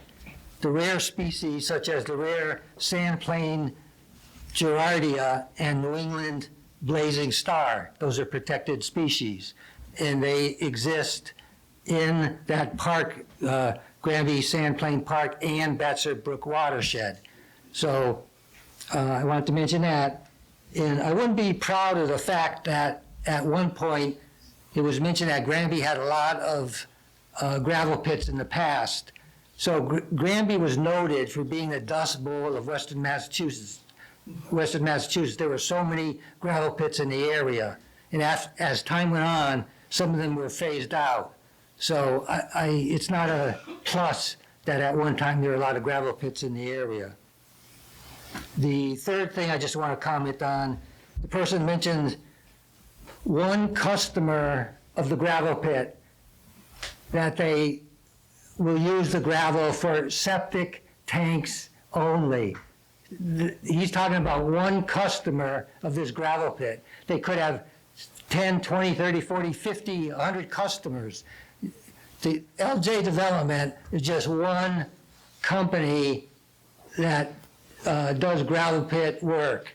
There will be many other customers for this gravel pit, not just the little small company that handles septic systems. Thank you.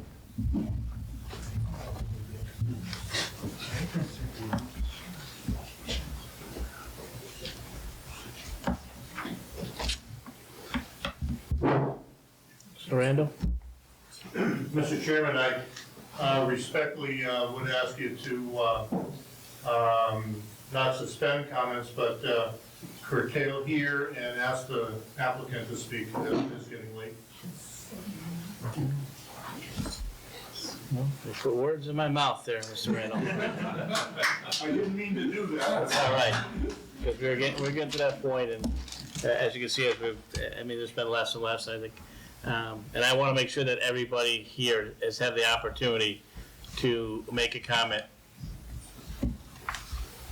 Mr. Chairman, I would like a couple words, and then we'll get on to letting them make the comment. Can I make one comment, please? We may make one comment.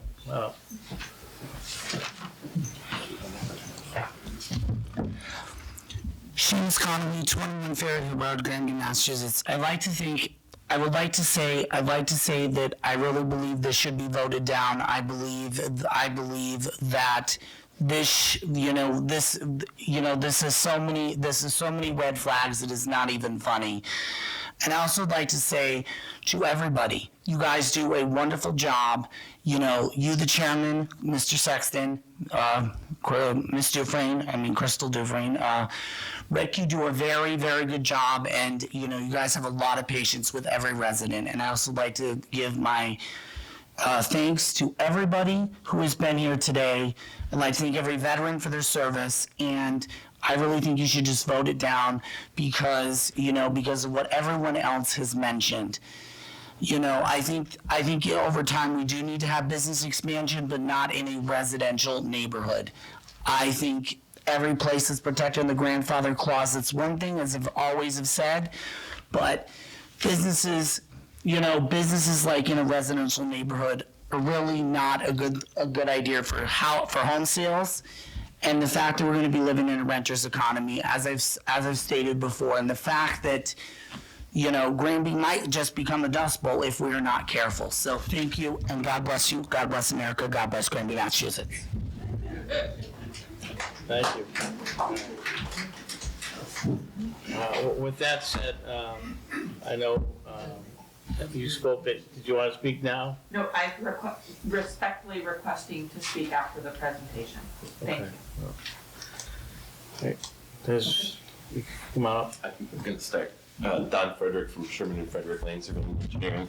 And I just had a couple, a lot of the concerns that keep coming up are environmental in nature. We do intend to have the wetland delineations confirmed at the site.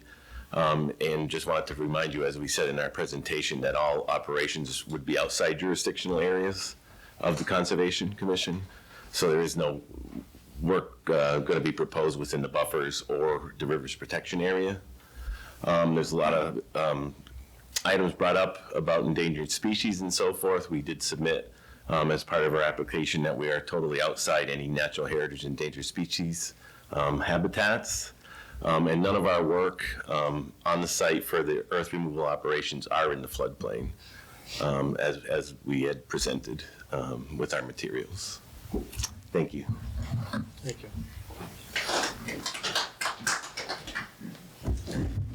Folks, please. Good evening again. My name is Damian Berthume. I represent LJ Development. Jason LaFleur is here this evening. He is one of the principals of LJ Development. LJ Development is an excavation contractor based in Belchertown. Mr. LaFleur, I think, may have spoken at prior meetings as well in support of this project and talked a little bit about the nature of his business and the fact that he, for a long time, has been hauling from the pit next door, the pit that's owned by Mr. Orland. I think Mr. Orland spoke at a prior meeting as well and indicated that his pit is sort of running out of material and is phasing out. And so this application dovetails into that phasing out period in the sense that Mr. LaFleur, who has been primarily trucking from there, would move to this new location. I certainly have heard a lot of opposition tonight. We've heard some comments that are in favor of this project as well. The board has discretion, certainly, as the board knows, to make a determination as to whether or not to approve this permit. The board, in making that decision, should be making a decision based upon what evidence has been presented to the board. And this is for the board to decide. So the comments about the prior trial, about the prior project, I think are completely irrelevant to what should be before the board here. This needs to be evaluated on its face based upon what has been presented. The questions that were presented previously about taxation and tax revenue, I think are also irrelevant to the consideration of the board. The fact of the matter is that Mr. Tronke's family has owned this property for well over 100 years, I believe. Like Attorney McLaughlin, I have not performed a full title search here either, and I'm relying to some extent on Mr. Tronke's anecdotal recounting to me of the history of this property. During the time that his family has owned it, they have paid taxes, though, to the town of Granby. The property is not classified as Chapter 61A. He's not receiving any reduction in tax benefit, but they have been paying full freight based upon the value as determined by the assessors. As a result, they, like other audience members here and like other citizens from Granby, should be able to use their property. And so the question becomes, is this an appropriate use of it? I think that we've heard evidence tonight from those that live on Tromke Ave, most notably, who are in the most proximate position to this property, that they support it. We've heard a lot of opposition from people from Bachelor Drive and from other areas of town that have provided what I would describe as very general objections and general oppositions based upon environmental concerns. LJ Development and Mr. Tronke have worked with Sherman and Frederick, a local reputable engineer, to provide a plan of the property and to delineate that the work being proposed is outside of any jurisdictional wetlands and that there are no concerns over water supply.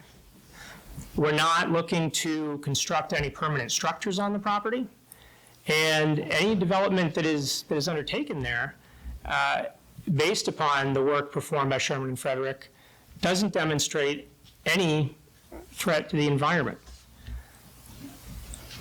Certainly, anytime you do anything with land, it's going to change what's there. I think we can all agree upon that. And so taking what is raw land and turning it into this operation to remove fill is going to be different than what is there. I think we can all agree upon that.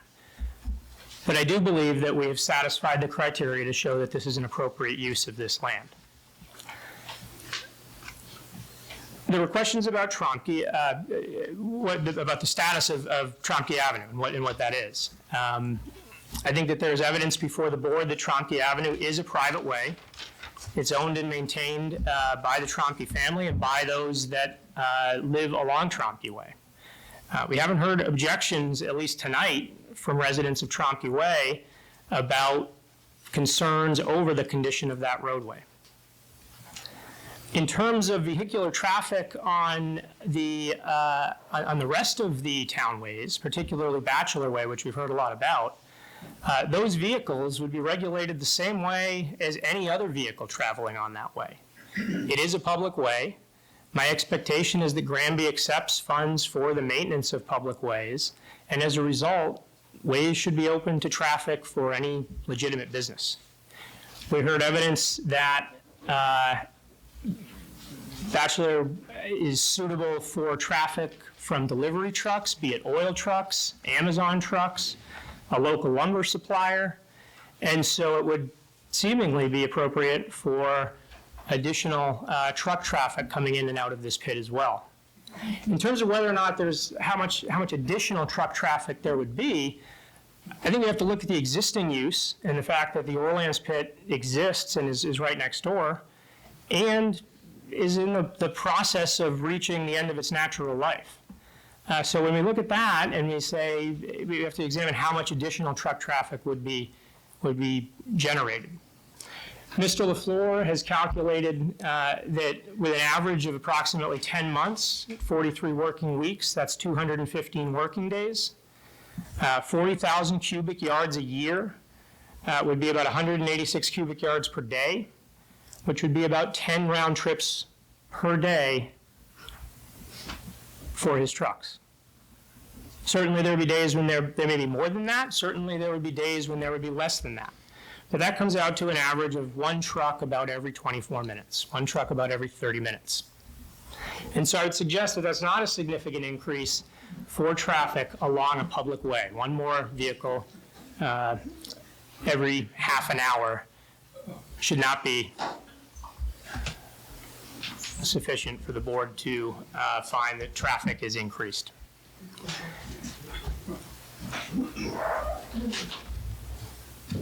The board has received comments from other boards and other departments in town. I'd note that the Board of Health letter does not appear to be signed. It also does not appear to identify matters within the jurisdiction of the Board of Health. It raises issues concerning wetlands, which would be within the purview of the Conservation Commission. The letter from the Conservation Commission, to my knowledge, did not raise issues that were of significant concern. The Board of Health letter, which was, again, significantly opposed to this project, also raised issues regarding traffic concerns. I'd suggest again that that's not only not within the jurisdiction of the Board of Health, but it would be contradicted by the Highway Department's response indicating that there's no concern. We heard concerns about the condition of Bachelor Road, but again, the Highway Department has not expressed concern over Bachelor Road. And so I'd suggest that that's really where the board should look in terms of any consideration of whether or not Bachelor Road is appropriately constructed to handle this traffic. I heard a comment suggesting that we should be providing a noise study. If the board were interested in a noise study, we would be open to providing that, but that hasn't been requested by the board. Mr. LaFleur could talk about the noise generated by his equipment. And if you'd like him to do so, he would be happy to do so this evening. But I'd suggest that based upon the noise bylaw in Granby, his equipment would fall within the parameters that the town has set. In that regard, I think we have to consider what is actually being proposed here. This is a gravel removal operation, a gravel pit, in which I believe the applicant has previously indicated that the equipment being used would likely be a bulldozer, a loader, and an excavator.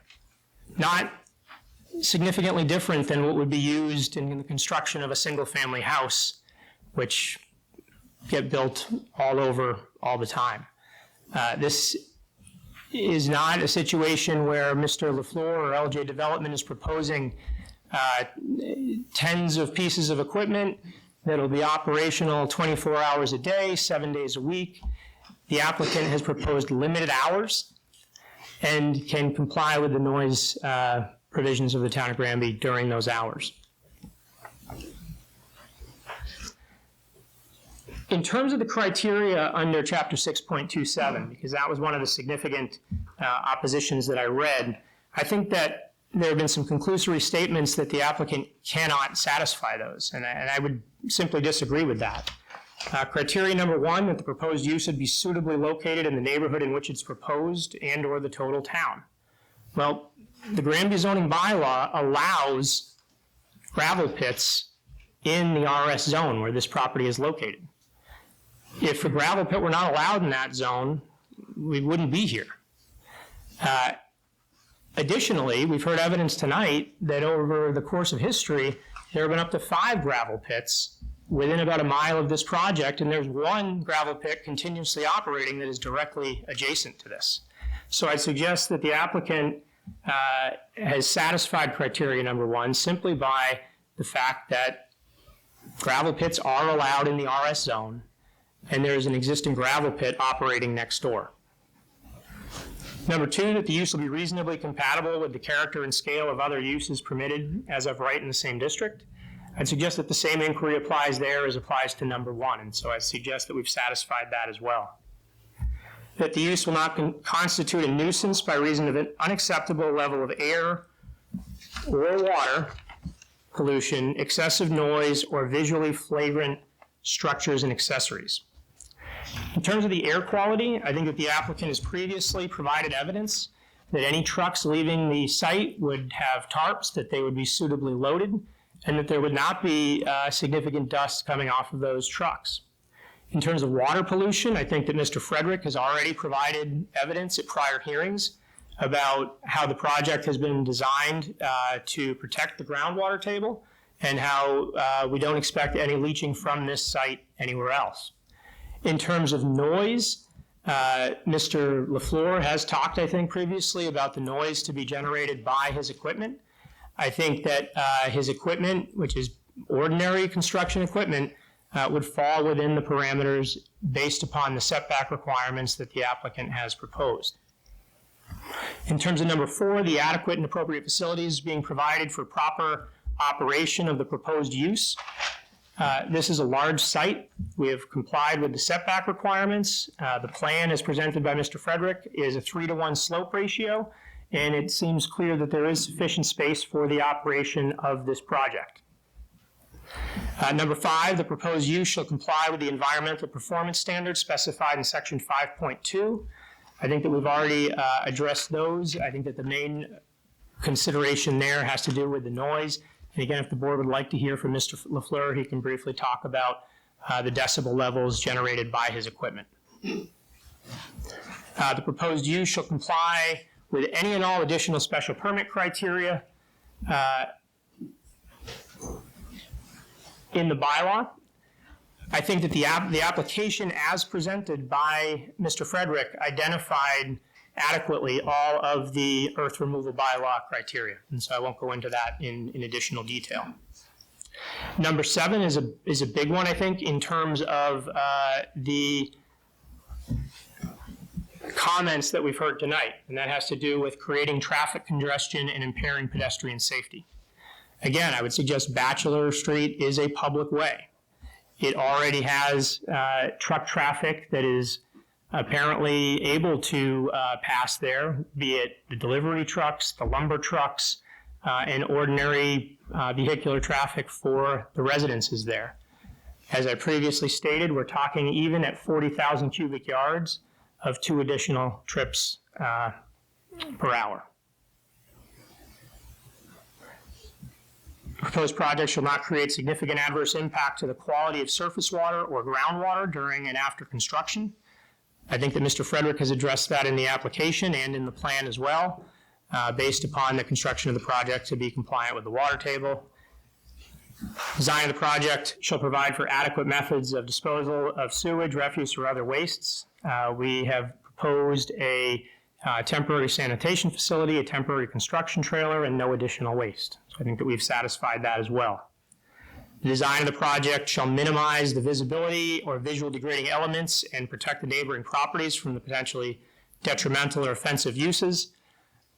This is a situation where as the gravel is removed, the applicant has proposed in the application to loam and seed over the areas which have had the material removed.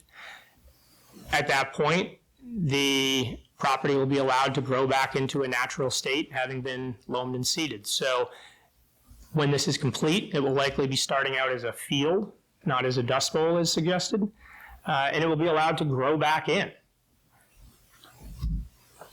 I'd suggest that based upon that, we've satisfied all the criteria involved in the application for the special permit, and we should be entitled to the permit. I also think it's important to note that by your own bylaw, this is a one-year permit. It needs to be renewed on an annual basis.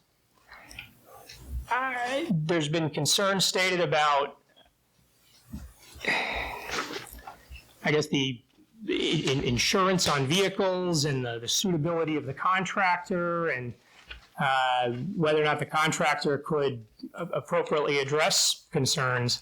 It's just that with 1 year, he's on a tight leash to do a good job. And if he's not appropriately managing the site, if he is not being a good business citizen of Granby while he is operating the site, certainly the board would have an ability to change things in a year. I'd suggest that based upon all of that, we have satisfied the criteria for the special permit, and that this is a permit that should be granted. I do want to address one other item that Attorney McLaughlin suggested this evening, having to do with the right to use the easement or right-of-way.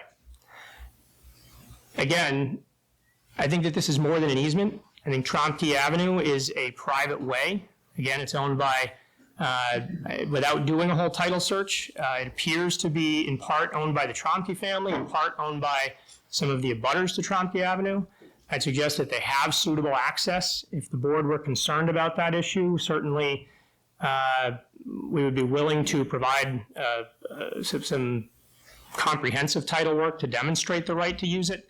But frankly, that would take more time, and this issue just came to our attention really within the last 48 hours, I think. So unless the board has further questions for me, that's the extent of my presentation. I appreciate your time, and I appreciate all the comments from everyone this evening. I got some questions, probably for Mr. Frederick also. In the last 10 years, where it was denied before, what has changed? Well, first of all, the reason that I brushed it away as quickly. Because it comes back on us. I understand. And the town citizens here.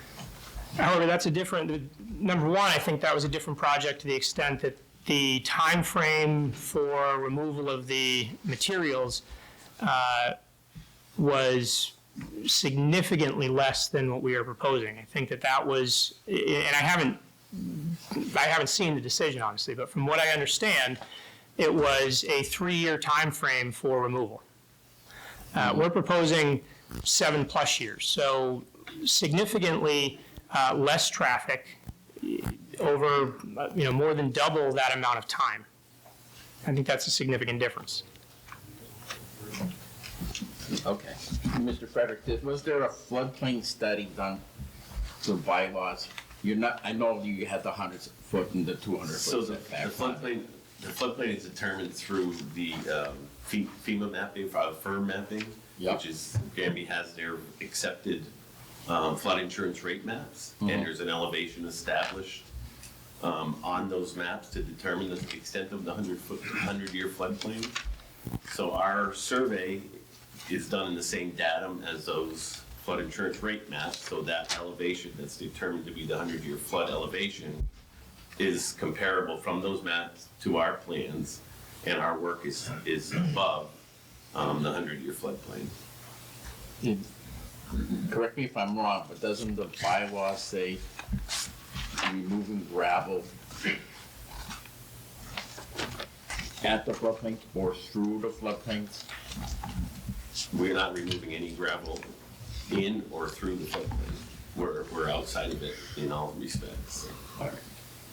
From my interpretation of it, and I might be wrong, but it's in Judge Frank's decision, it said through a floodplain district, which would be coming over Bachelor Brook. You know, I guess I'm not. So that's part of the floodplain is what I'm saying. If you're moving gravel over the floodplain. So you're saying that the traffic through the floodplain would be in violation of the bylaw. Well, I mean, that floodplains are all over the town. No, that's what I would have to look at it deeper, but yes.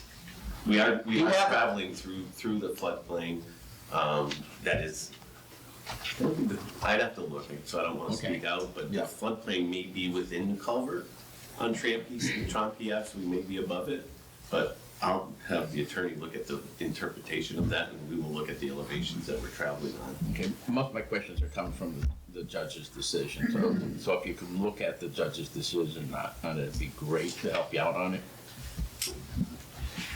And just to be, and if I'm wrong, you correct me. I'm not afraid of being corrected. So you're saying the trucks traveling on Trompe Avenue, if Trompe Avenue is in the floodplain, then we can't travel through the floodplain? Or over it, right. Okay. That's what I think was what she was referring to as. But wouldn't that mean that any public way, any private way in Granby that a truck drives across would be traveling through a flood? I mean, that to me seems illogical. Okay. Certainly look at it, thank you. Anything else, Rick? Not right now. Crystal, you have anything? Going off of I was looking at that as well for the floodplain district, but also it says that unless a special permit is granted by the zoning board of appeals. So did this go in front of the zoning board of appeals before it came to us? So It would have to start there, wouldn't it? So we're not. For the special permit? We're not removing material or filling in the floodplain, so we're essentially not doing any work in the floodplain.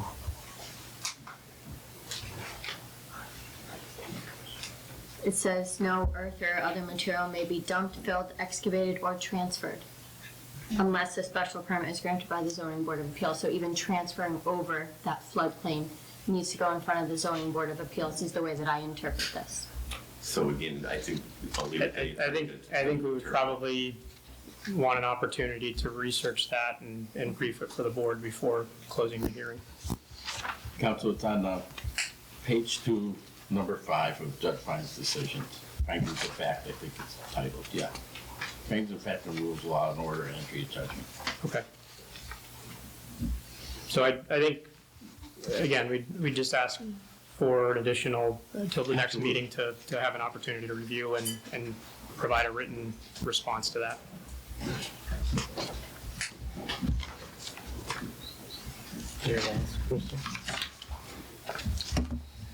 I did notice that number 11 was kind of breezed over for our bylaws. So it said, in reviewing site plans submitted with the special permit application, the special permit granting authority shall consider the site plan submittal and approval requirements of section 6.3.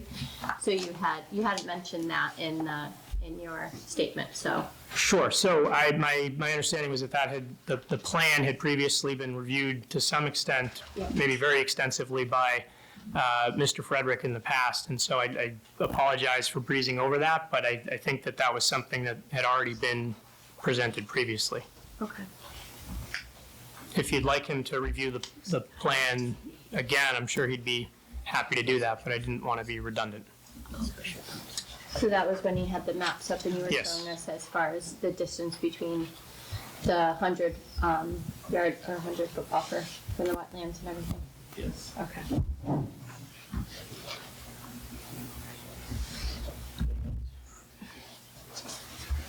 And I'm sorry, can you just, I missed number 9 when you were explaining that, the disposal of sewage, refuse, or other waste generated by the proposed use. What was the? Sure, so there's no septic system proposed. Right. And this is, the intention is to have a temporary construction trailer on site with a portable sanitary facility, a porta potty. Again, we're removing material. There's not an expectation that we would be generating any refuse. I think the application identifies what would happen with trees and stumps, basically using those materials on site to stabilize the slopes. So we don't anticipate refuse. We don't anticipate a septic system. We don't anticipate a water supply either.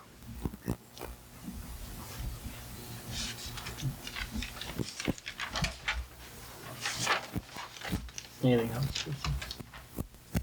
Not at this time. I got one more thing. To count on the noise, the trucks going up and down. So 10 round trips, that's 20 trucks going past my house or whoever house is out here a day. The noise can make themselves that they're back at the pit when you're digging up the soil. I get that. Not too many people are going to hear that. But the trucks go creating dust coming up and down Granby Ave. How can we explain that to our residents here? Some of them, as you heard, have some serious health issues here. Can you address that somehow where that won't be as bad as what you think? I've heard the plow trucks go by my house all the time, and I can hear them. They're pretty loud. Sure. So, again, in terms of the number of trucks coming in and out, we're talking, I think I said one truck passing every 24 minutes or so. So about one truck every half an hour. Yeah. Is that one coming out, the one coming in, or one each? So that would, a round trip is about almost an hour. So. Okay, one going out, then a half hour later to come back. Yes. What are the size of the trucks? Are they triaxles or are they just a regular They'd be 10 15 yard truck? They'd be 17 to 18 yards. 18 yards. So it's like a regular dump truck like the highway department has? 10-wheeler or a triaxle. Okay. So, okay, go ahead. So in terms of concerns about dust coming out of the trucks, again, the trucks would be loaded appropriately and they would be tarped to prevent dust from coming out of the back. For Massachusetts law. Yes. In terms of dust on Tromke Avenue, I mean, it is a short stretch of road. They would be driving at an appropriate speed and as a result, likely not creating significant dust as they move up and down the roadway. Okay. Yeah. How wide is that bridge? For one truck going over? It's wide enough? You could be hauling it in the wintertime? Gravel in and out of there in wintertime? No, that's why I said 10 months. Okay. Chris, anything else? Not at this time, no. I would like some additional information in regards to, I guess, the title search. Okay. It seems that when I heard yourself speak as well as the other attorney, I guess just to clarify that, because it sounds like that is, you know, I won't say gray area, but a gray area. It's just so that we could define exactly what that is. Sure.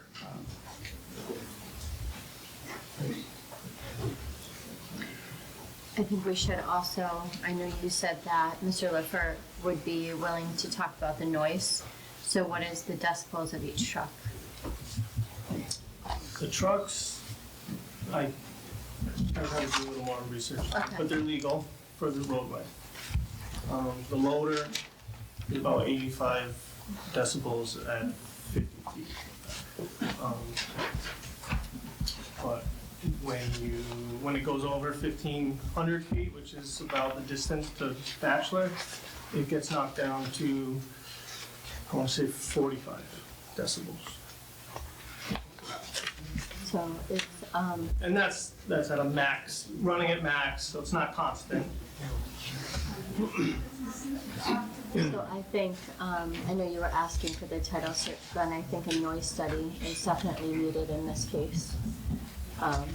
So if you guys could, you guys agree, to look into the noise? Sure. And how much, what the maximum is gonna be, what the minimum would be, because like you said, it is in our bylaws for the noise ordinance based on the time of day. Maximum sound level should be 65 decibels. So I just wanna make sure that we're falling within our bylaws. In regards to what, Crystal, I would ask? The noise, so the trucks going in and out. So that was the main concern, was the noise of the trucks and whether or not we're exceeding the decibels, but also the pit too. So how close are you to the houses that are gonna be in that area, and what's the decibel level of that closest house to the pit? I think is absolutely needed too. So the decibels to the vehicles, you mean the vehicles actually traveling on Bachelor Street? Well, he gave us a rough estimate of what it would be on maximum versus minimum, right? So if they're full out, it'd be 85 decibels. Well, that's the loader running. The trucks, Okay, loader. I mean, trucks have to meet a certain criteria to drive down any road. Okay. So why don't we we'll provide a noise study for the equipment that he intends to use within the pit? Pit. Okay. You didn't go enough action. Wouldn't be any different than the trucks that are already running, right? They have to accelerate. Folks, please, this is in the comment section, please, okay? All right. Okay. Mr. Frederick, was there an environmental study done? An environmental study as something in particular, or are you looking just for wetland delineation? Wetland, yeah. So the wetlands were flagged by our environmental consultant, and we have stayed outside the jurisdictional areas. We did file a request for determination with the Conservation Commission, and they suggested they were in all likelihood going to hire their consultant to go out and review all the mapping. Okay. That was during the winter, and they suggested we wait, but we also wanted to wait because we didn't want to spend a $3,000 fee to get those wetlands confirmed by the town if this doesn't get passed. It's just, the $3,000 is just a fee plus, I get it. plus additional work beyond that. And again, I think we'd be paying for the Granby Conservation. Yeah, you mentioned that already once, I think. Yes. I remember it now. Anything else? No, I got nothing. Chris, anything else? So with the request that you put in with conservation, so you tabled it for now until you get. So there was two different things. The request for determination is basically I'll say a free application that asks them to confirm the wetland delineation. The chairman felt that they would do it a different way, which is called an abbreviated notice of resource area delineation, which they are able to hire their consultant to go out and look at all the wetland flags in the field, more extensive than through a request for determination. So we agreed to that, but again, with all the fees and additional work to it, we're just waiting to see. So the intention would be if there was a small change in the limits of the jurisdiction area from the wetlands, we would move out and not be within those jurisdictions.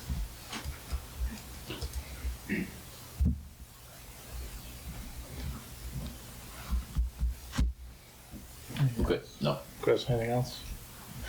All right, I think there's, does you have anything else for us? I don't. All right. Thank you. Thank you. I know, I think it's, hang on, sir. And there's two other people that want to speak, and I'll go to you, so.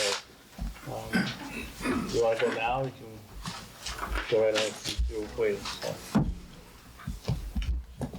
I'm stuck. Thank you.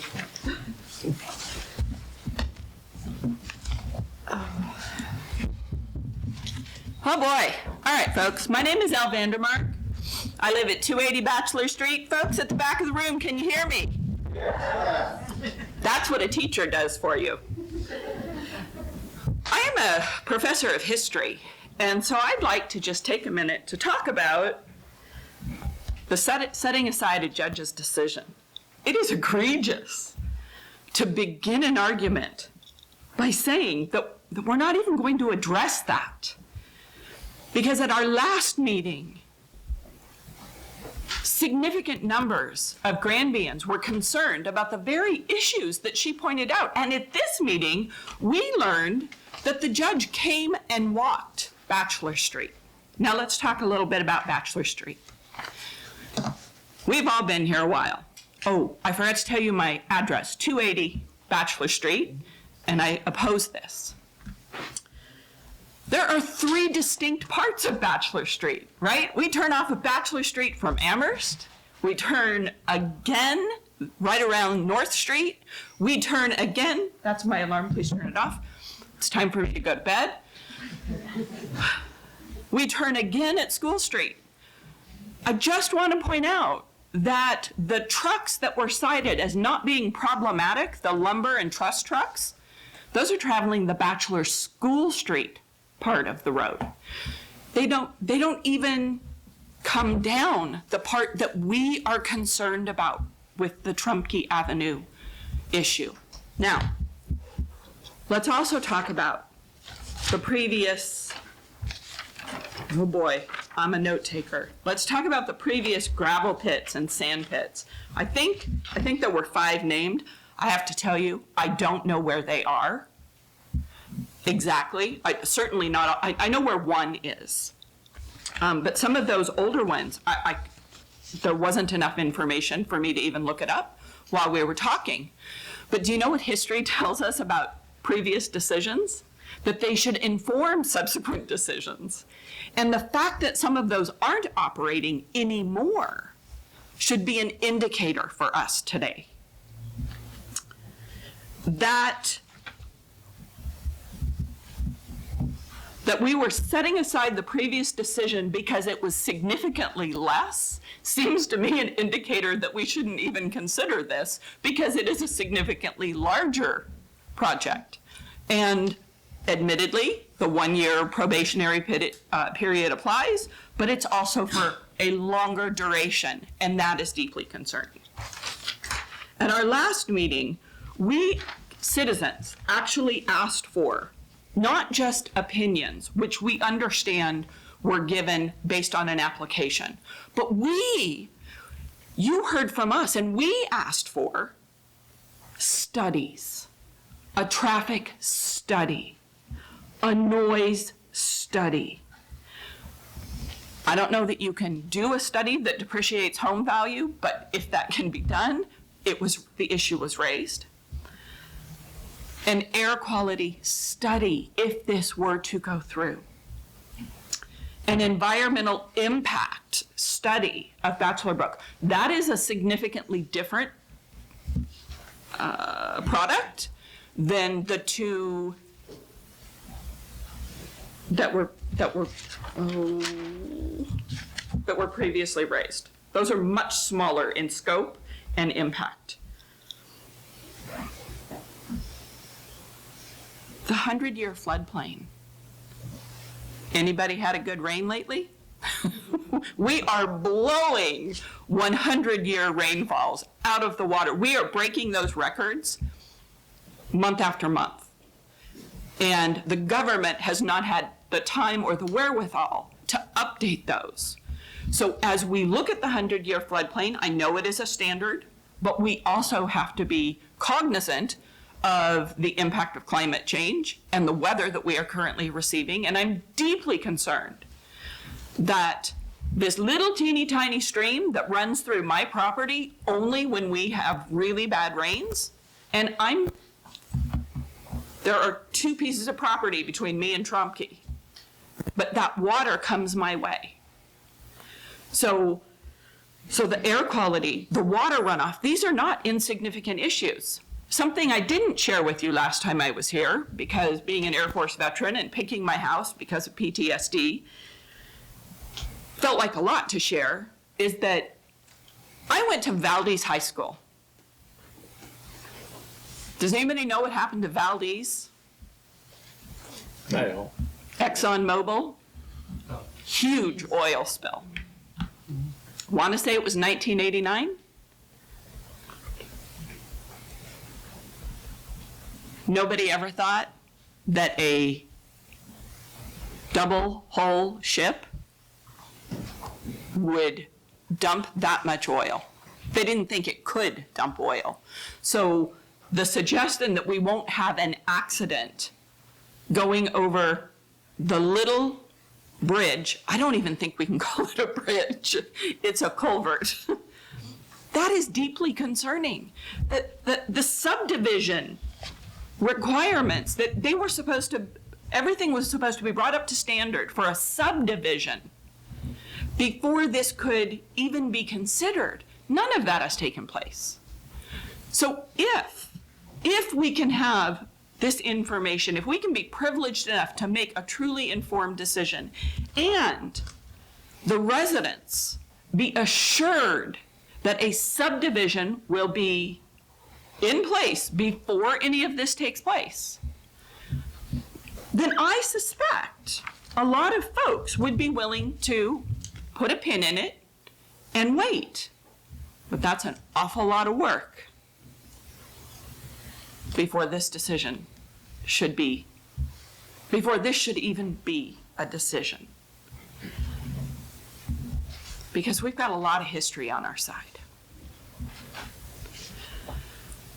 God bless you for the time and the energy and the number of folks that you hear from. I am sure that I will see you again, and I thank you for your time. Thank you. Again, I need help. Pull me. Thank you. I was just gonna ask you to ask the people in the back to be quiet, because I couldn't hear what was the engineer was saying. Okay. Thank you. Just give me a second, sir, because I know you already spoke, so.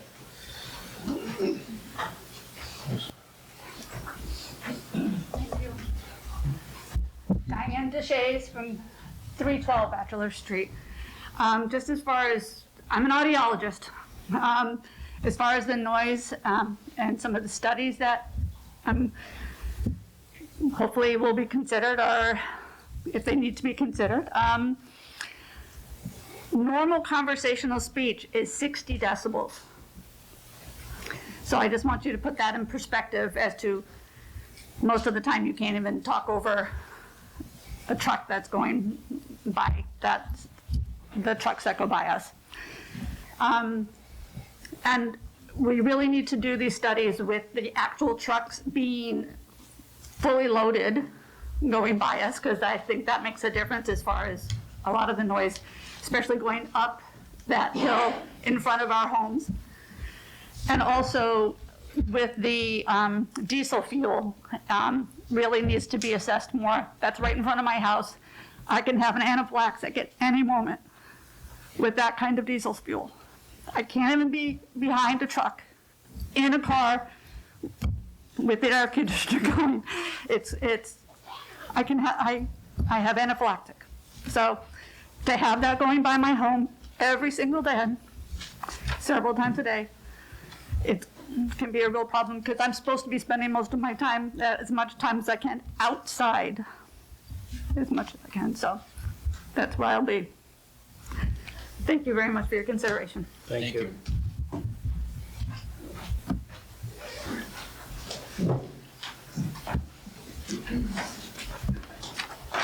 Thank you, Mr. Chair.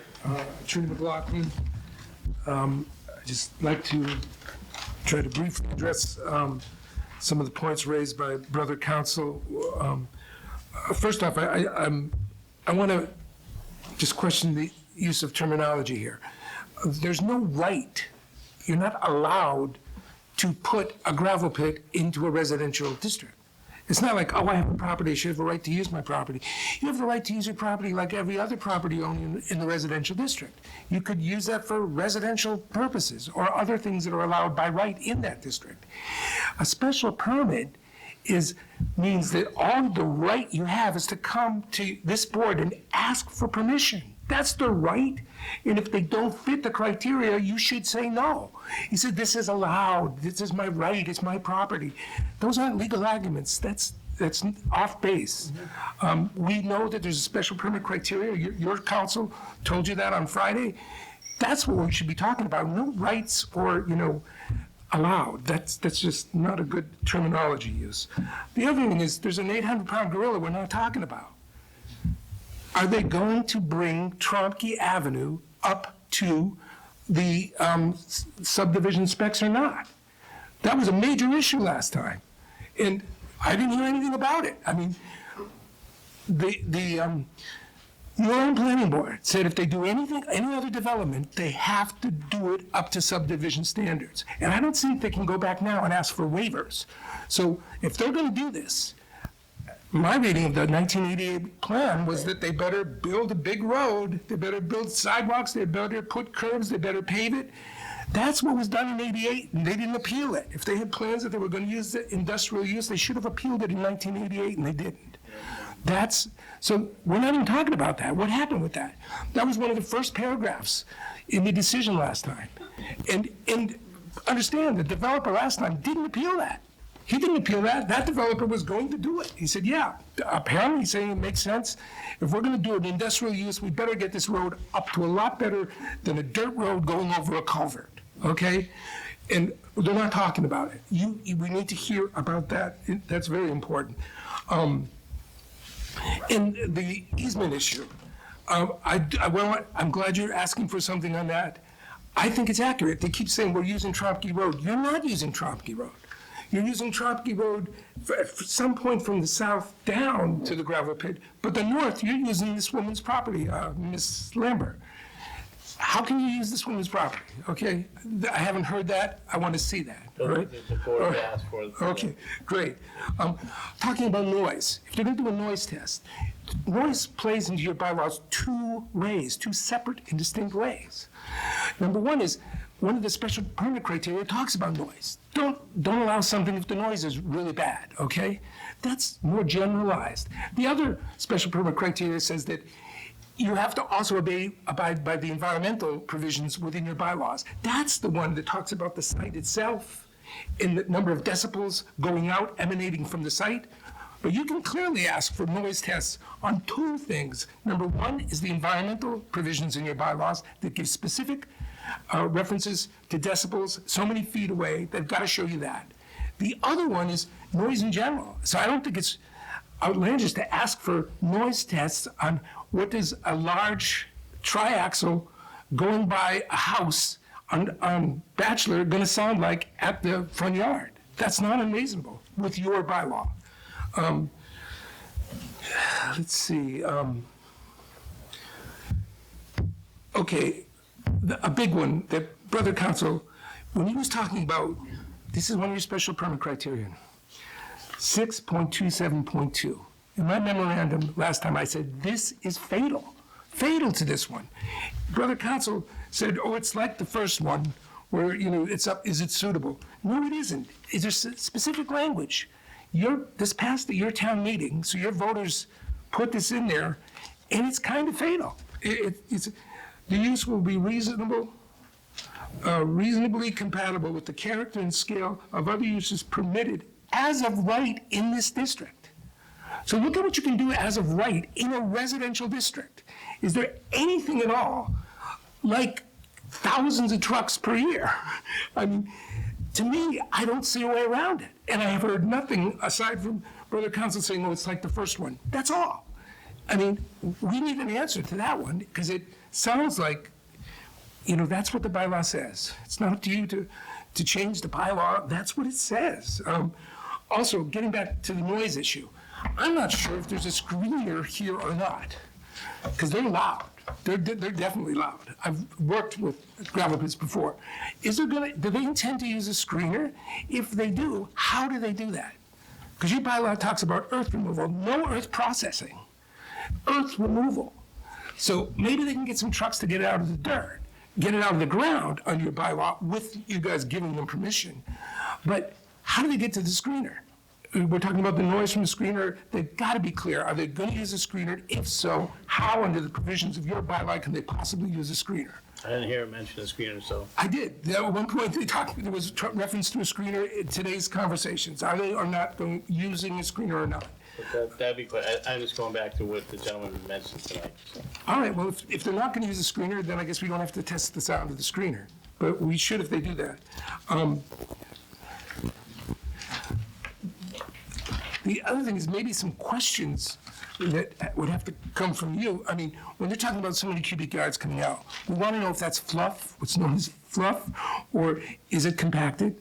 We want to know, is there another good methodology of measuring how much comes out? Maybe tonnage, something along those lines. Also, what are they going to do to keep track of this? You know, if someone gets 40,000 cubic yards, you could readily do 60,000 without being readily noticeable. I mean, so you need some type of provisions to protect against overusage on the permit that we hopefully you don't grab, but if you do. I mean, those are the big things. I mean, there's some serious issues. And number one, 26.271, this says it's suitable because it's been done in the past. No, these are your decisions. You make these decisions. You decide whether this is a suitable location or not. I don't care if there's been 5 gravel pits in the town over the past 100 years. That's not what's before your board today. And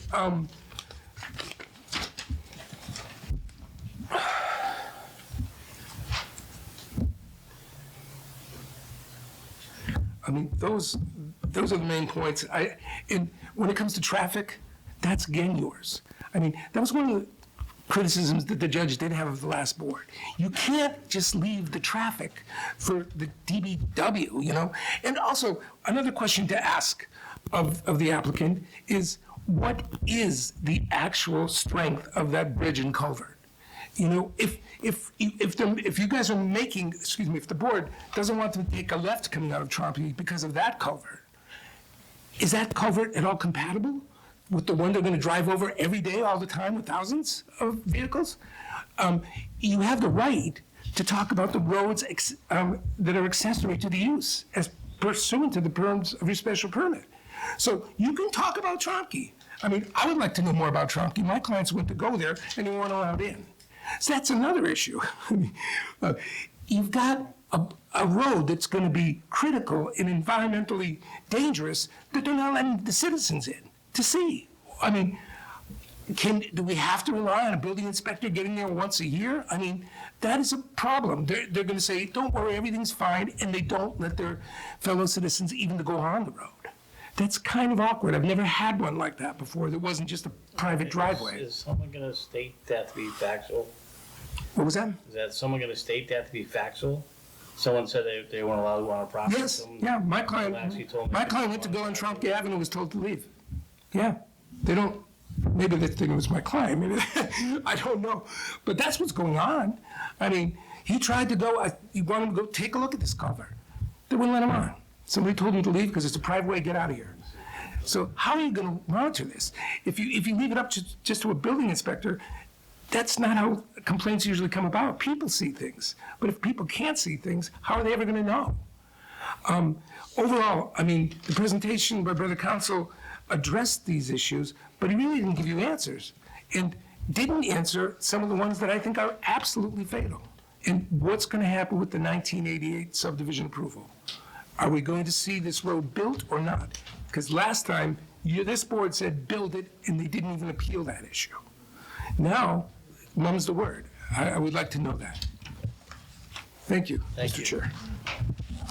So at this time, and respect everybody's time, it's approaching 8:30, and I know the board still has a few other things on its agenda for this evening.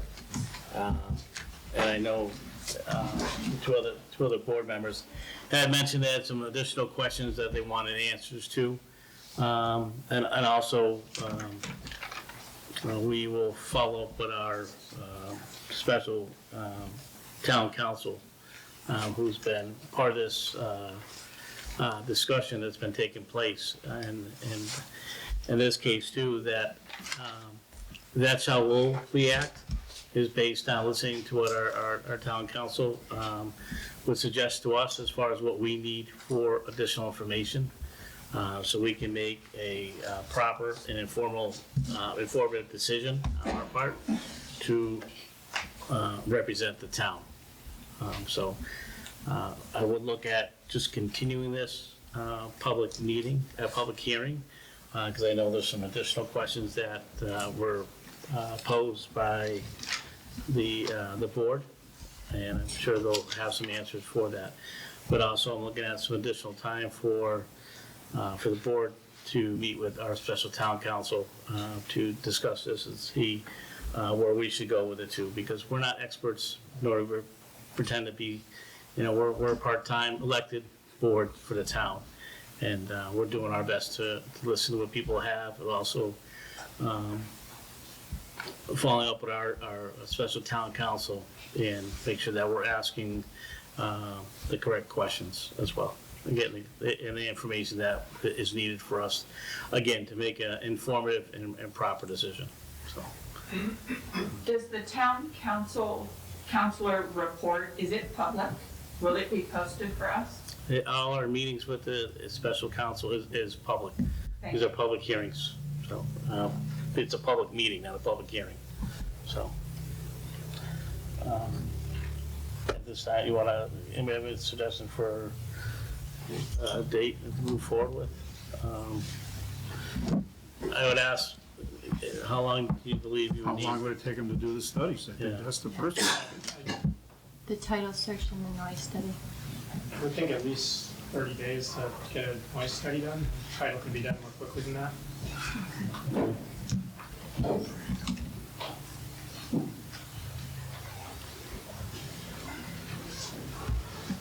So you're talking your first meeting in May? First meeting in May. Would be May 6th. May 6th. Okay. That would be our first one, or there's May 20th. Why don't we go to May 20th? May 20th. Make sure we have enough time to get that information. So the public hearing for the gravel pit will be continued until May 20th at 6 p.m. So I don't want to delay the process any further for you guys, but one of the things that came up was the Conservation Commission. Well, if they just ask when you leave and just try to keep the conversation light and as you exit the building. Just for point of clarification, Yes. what they would be confirming is the Your wetland. lines. Correct, the wetland delineation of the high water mark on the brook, which establishes the rivers area. Okay. And the bordering vegetated wetlands that would establish the buffer zone. It has Okay. nothing to do with establishing a watershed. Okay. It establishes the buffer zones and the rivers protection area for their jurisdiction. Okay. And they're saying that they're referring to somebody else to confirm that. They would use a consultant to review the flagging, that's correct. If it turned out the flag was different, you would reduce the scope of this project so that it would remain outside of the buffer zone.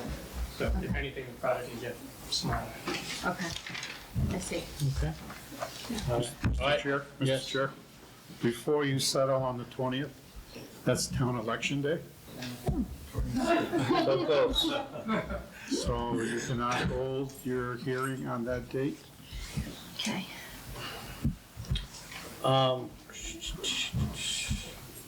Do you want to do a separate meeting, you guys? Somebody press the doorbell outside. We can do the 27th. No, that's Memorial Day weekend, right? Yeah. Yep. So 13th, does 13th work? That Monday prior? Because we're gonna have Town to meet meeting. anyways. That's town meeting, annual town meeting. Okay, we're running out of time. Well, we need to schedule a second meeting anyways for the month at this point, so, the board members does, You could do the 14th if it's available. I'd like to, because, and I say this, I know there's gonna be a town election, and, Could we go to June 3rd? Would that be acceptable?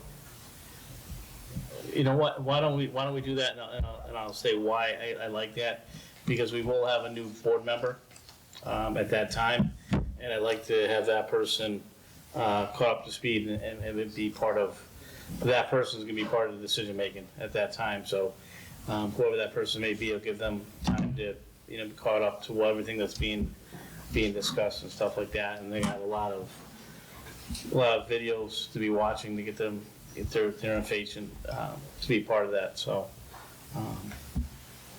why don't we do that? Great. Moving up to that. And we'll do it at the same time, 6 PM.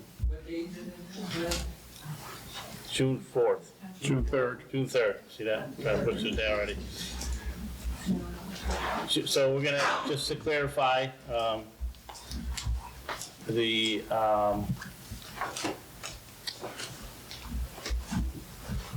public hearing for the gravel pit is being continued to June 3rd at 6 PM. Thank you. Thank you. Thank you.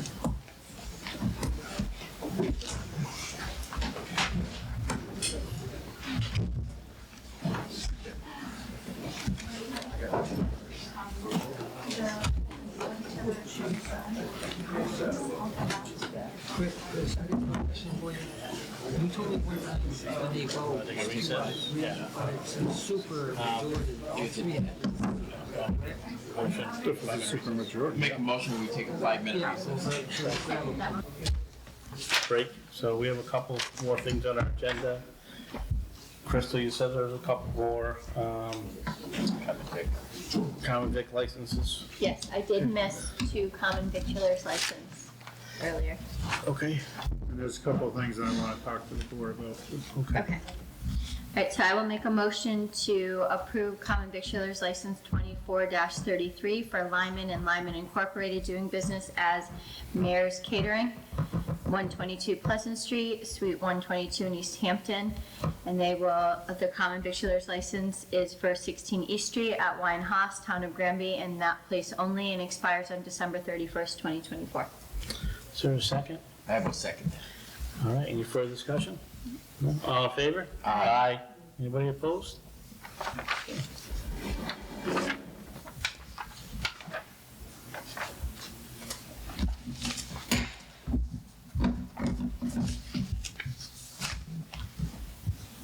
Next one is a motion to approve common victualers license 24-32. This is for Heart Concessions, 115 North Street in Granby. In the common victualers license is for 16 East Street, Wine Haas, and that place only, and expires on December 31st, 2024. Second? Second. Any further discussion? No. All in favor? Aye. Anybody opposed?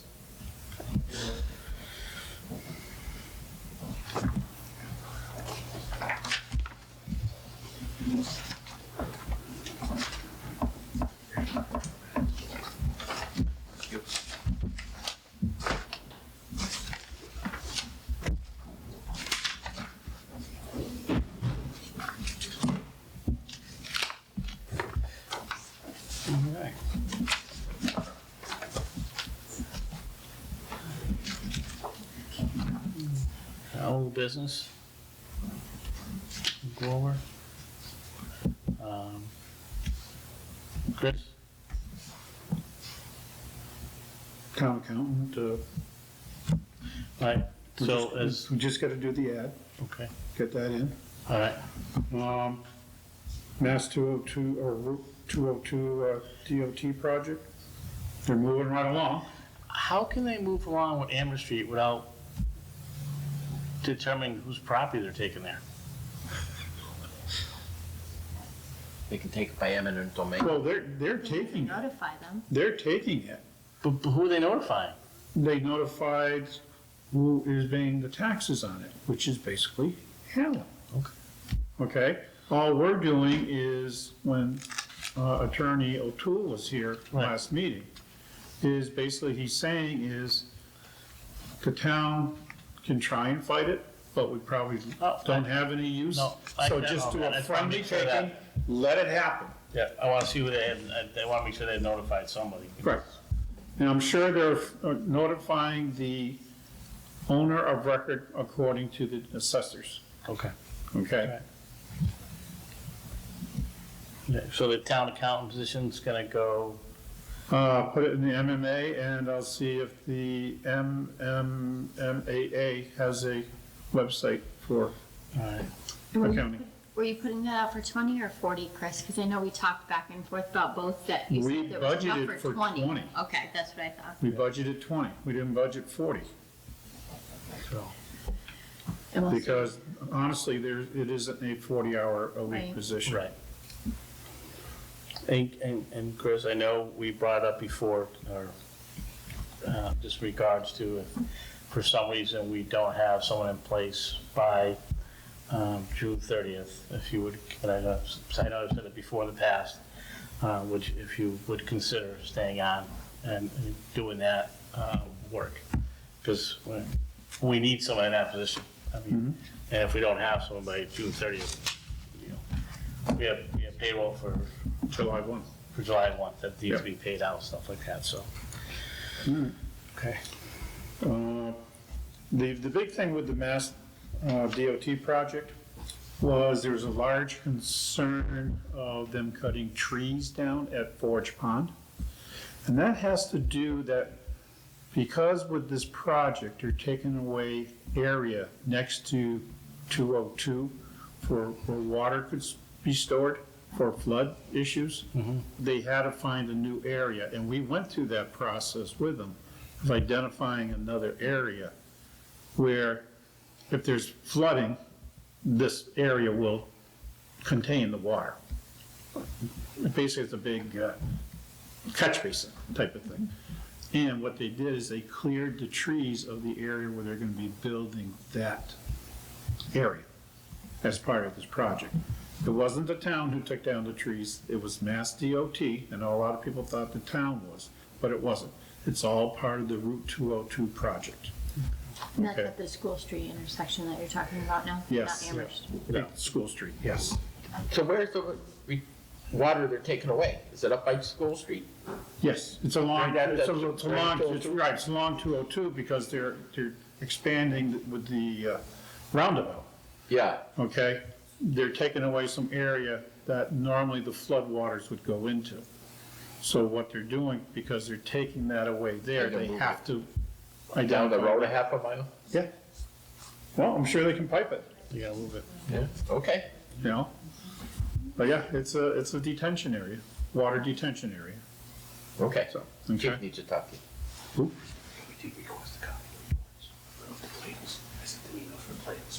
Oh. Okay. Oh, we're still trying to get the plans. Thank We'll you. get to the chief. Thanks, Chief. Okay. That was my next question. Yeah, I sent an email a couple days ago. Okay. And we'll probably get them after the project is done. Done, yeah. That's the rate we're going. On Forge Pond, I did contact Dave Leonard. He has nothing to report really as to any progress. They've just been basically getting everything geared up and ready to start their study. Or the, I think we were looking at replacement of the Forge Pond Dam. I think that's what we were looking at doing. That's the option I think we picked, wasn't it? Yeah, it was a replacement, but there was 3 different ways that they could have replaced it. Right. So. But I think we're doing replacement. Replacement. So. I know we did talk about that. Yeah. Right, and what we'll do is this year is the study, and then when it comes out next year, we'll put in for the construction costs for a grant from When is the study due, Chris, for the grant? June 30th, I Okay. thought. So we may have to ask for an extension due to the delay on the engineer's part.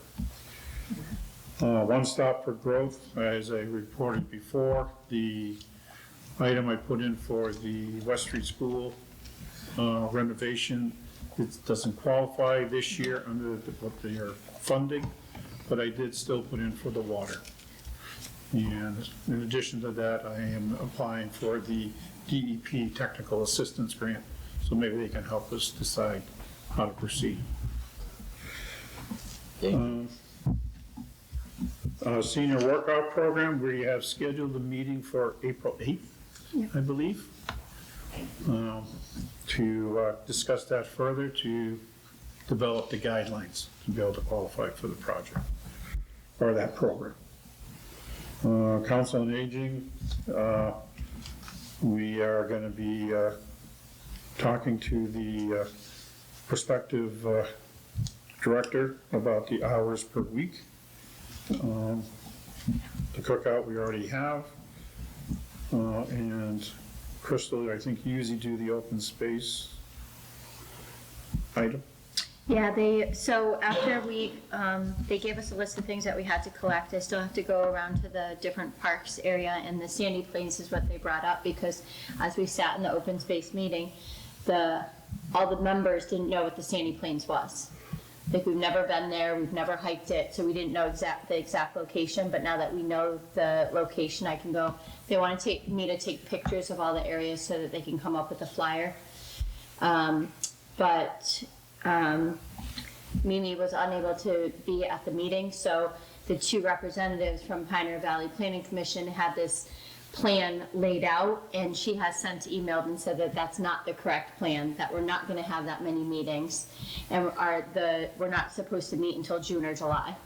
So originally we were going to meet in April, finalize everything, get the survey out, get people taking it, and that's been put on hold right now based on her plan. So I don't know if they just didn't talk ahead of time, or I don't know. Okay. But it's on hold right now until our next meeting in June or July. Okay. Yeah. But the survey has been made. They're no longer going to do the translation. They said that they don't typically do that, that if it needs to be translated, it's beyond the purview of the Pioneer Valley Planning Commission. So,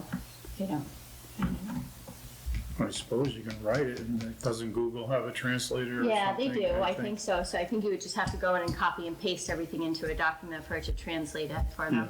But they asked me to go to the school and ask what the languages were in town, and there were 7 major languages.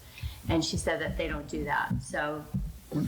Chris, I have a question. Granby Sand Plain, it's a state park. Why are we involved in it? Well, it's part of Granby's open space. It's open Open space. space, okay, even though it's a state park? It's open space. Yeah. Or in our area. So as long as it's part of Granby's open space, then it's part of our open space plan that moving forward. Okay. You know how to get there, right? I don't. I was going to Google it. Green Meadow Lane, go to the end and take a walk. Oh, right over here? Yeah. I thought that was 180 acres. That's what you used It's the same, so it's Sandy Plains now. Okay. DCR officially took it over. 100 acres is a way to poop. So 80 acres, not 180 acres. That was a good one. Okay, Green Meadow, got it, thank you. All right.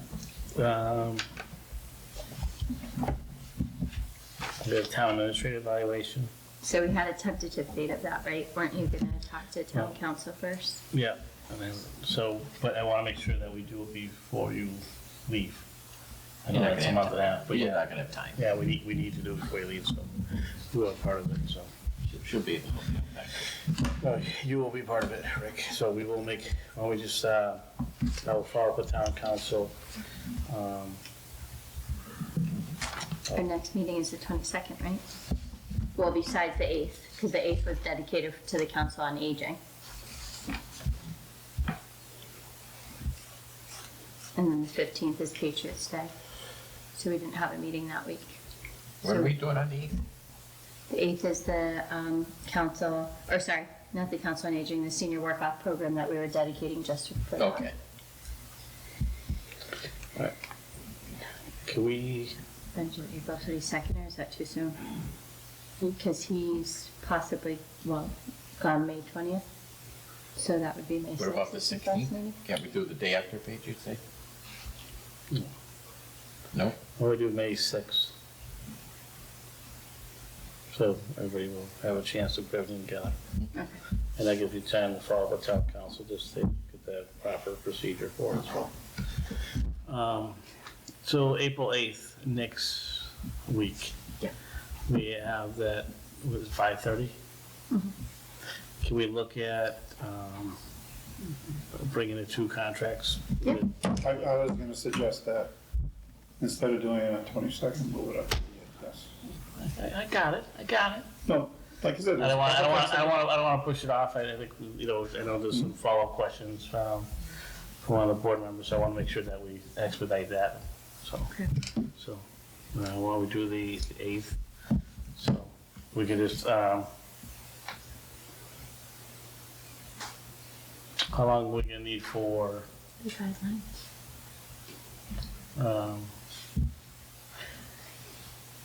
The seniors to talk about that, so. We were just gonna look at income guidelines to qualify for the program. So Sam. Remember, we were talking poverty level, 180% of poverty, So 50%. Is 45 minutes enough, an hour enough? I think so.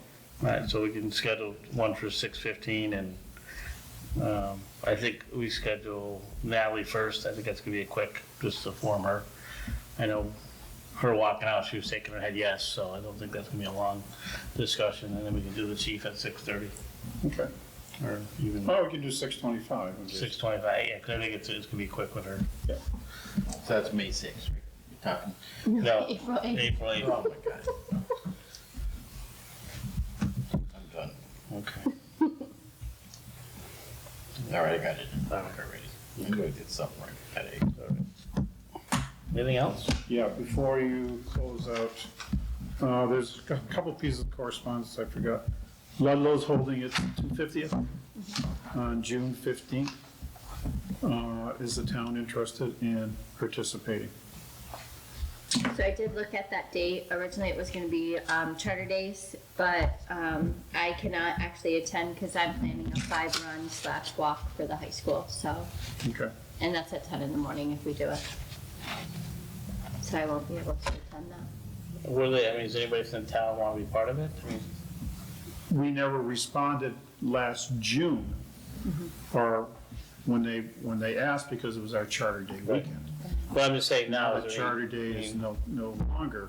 Dave DeRozier is willing to send a vehicle. Chief has said he's willing to send probably a cruiser.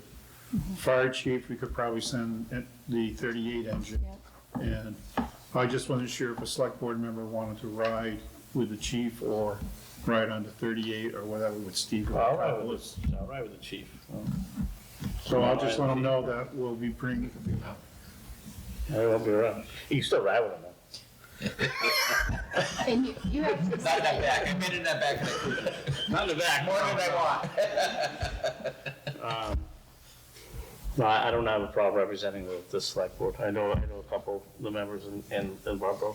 All right, well, I'll just let this gentleman know that, yes, we will participate. We'll probably have a cruiser, our 1938 engine, and probably a piece of highway equipment. Okay. Okay. So maybe we can bring our new sweeper. Yeah, the sweeper. Streets, yeah. Then there was a request for Dino Fest of 2024. It's the 10th anniversary of it, and they wanted to know if they could borrow the village that they used to put up on the common and set it up during the Dino Fest. And Not the whole village? Yep, they want the whole village. I mean, Been there before overnight. Is the fire department willing to do that? Because Nope, I know I he don't put in know, there. I have no clue. Yeah, I know he put in there. I doubt if they're gonna reject them. Right. yeah, I mean, I don't know. I mean, as long as we can, as long as it's being set up properly. As long as it doesn't get damaged, that's the biggest thing. Concern. Yeah, because we put it there promising Miss Watson that we'd take care of it. Yeah. So, And I think at that point, didn't she say a couple of them needed to be fixed up here and there, and she was thinking she was a little about leery Pathfinder. about when people put them together, to just be very careful putting them together. So, okay. We always talk about project for the scouts. You always bring that up. That might be future project for the scouts. Some of the things that You don't want to put that up. not putting it up, but some of the repairs. I mean, they have people that show them how to do stuff. Some of the older kids could probably definitely do that. Well, they have people that show them how to do things, so they gotta, fix a couple boards here and there, put some screws in. I'm sure they're very capable of doing that. And then I did miss the folder for two-frame rentals. Do you want me to do those now, or do you want to wait next meeting? Does anybody need them before next meeting? Well, reservation date, April 8th, which is basically GAA. I'll do that. Well, they're all GAA. They're all that, basically. First one is GAA softball, which is, it's a softball practice field and games field number 3 at Dufresne's from April 8th, 2024 to June 30th, 2024, between 4 PM and 8 PM. That's GAA softball. And I have GAA soccer, same time frame, same times. Soccer games will be on select Saturdays from 9 to 3. They'll be using the open fields between the pond and the pavilion next to the softball field using Taylor Street entrance only. Then we have GAA T-ball. Same time frame, April 8th to June 30th, 4 PM to 8 PM. They'll be using ball fields number 1 and number 2. Then I have that's September and June. The other two, we can wait till the next meeting if you want. All right. Sounds good. All right. And Jeremy said the fields are okay to use next week at Dufresne Park?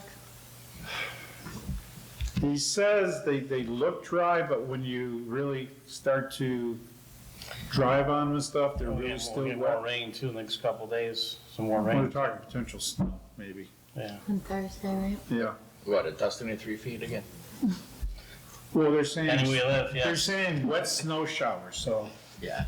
that could end up being any number of things, but, All right. Anything else? No, that's it. That's all I have right now, so I will let Miss Archibald know that we 6:15 on the 8th. And Chief is here, so you know 6:25 on the 8th. You got that? I'll send them a reminder email, just so. Anybody have anything else? I did want to ask, so I know the town council was on camera for us. Was he going to, like, when do we get to talk to him again about everything that happened tonight? You could have talked to him tonight. Whatever we Okay. want. So that's what I was wondering, because it was really hard to hear, and I know you had to bang the gavel so that we could hear each other. But as far as like follow-up questions and like you said, guidance, just to make sure that we're doing our due diligence and what we need to do. Well, I would think too, I mean, as a procedural part, not to, when we get, I think we get the rest of the information, I mean, he can hear that, then we can talk to him as far as, you know, advising us on Actually, if it's met or not. Actually, I got an email from council. He wants to have a brief conversation with me tomorrow. Okay. Okay. With you? Yeah. Okay. Well, if he meets with you guys, then Well, yeah, well, since I said you, Yeah. it can't be Ross. it's gonna be me, yes. Okay. And what I can do is then forward to each of the board members a recap of what we talked about. Okay. What time tomorrow? I'll come bug you. Yeah.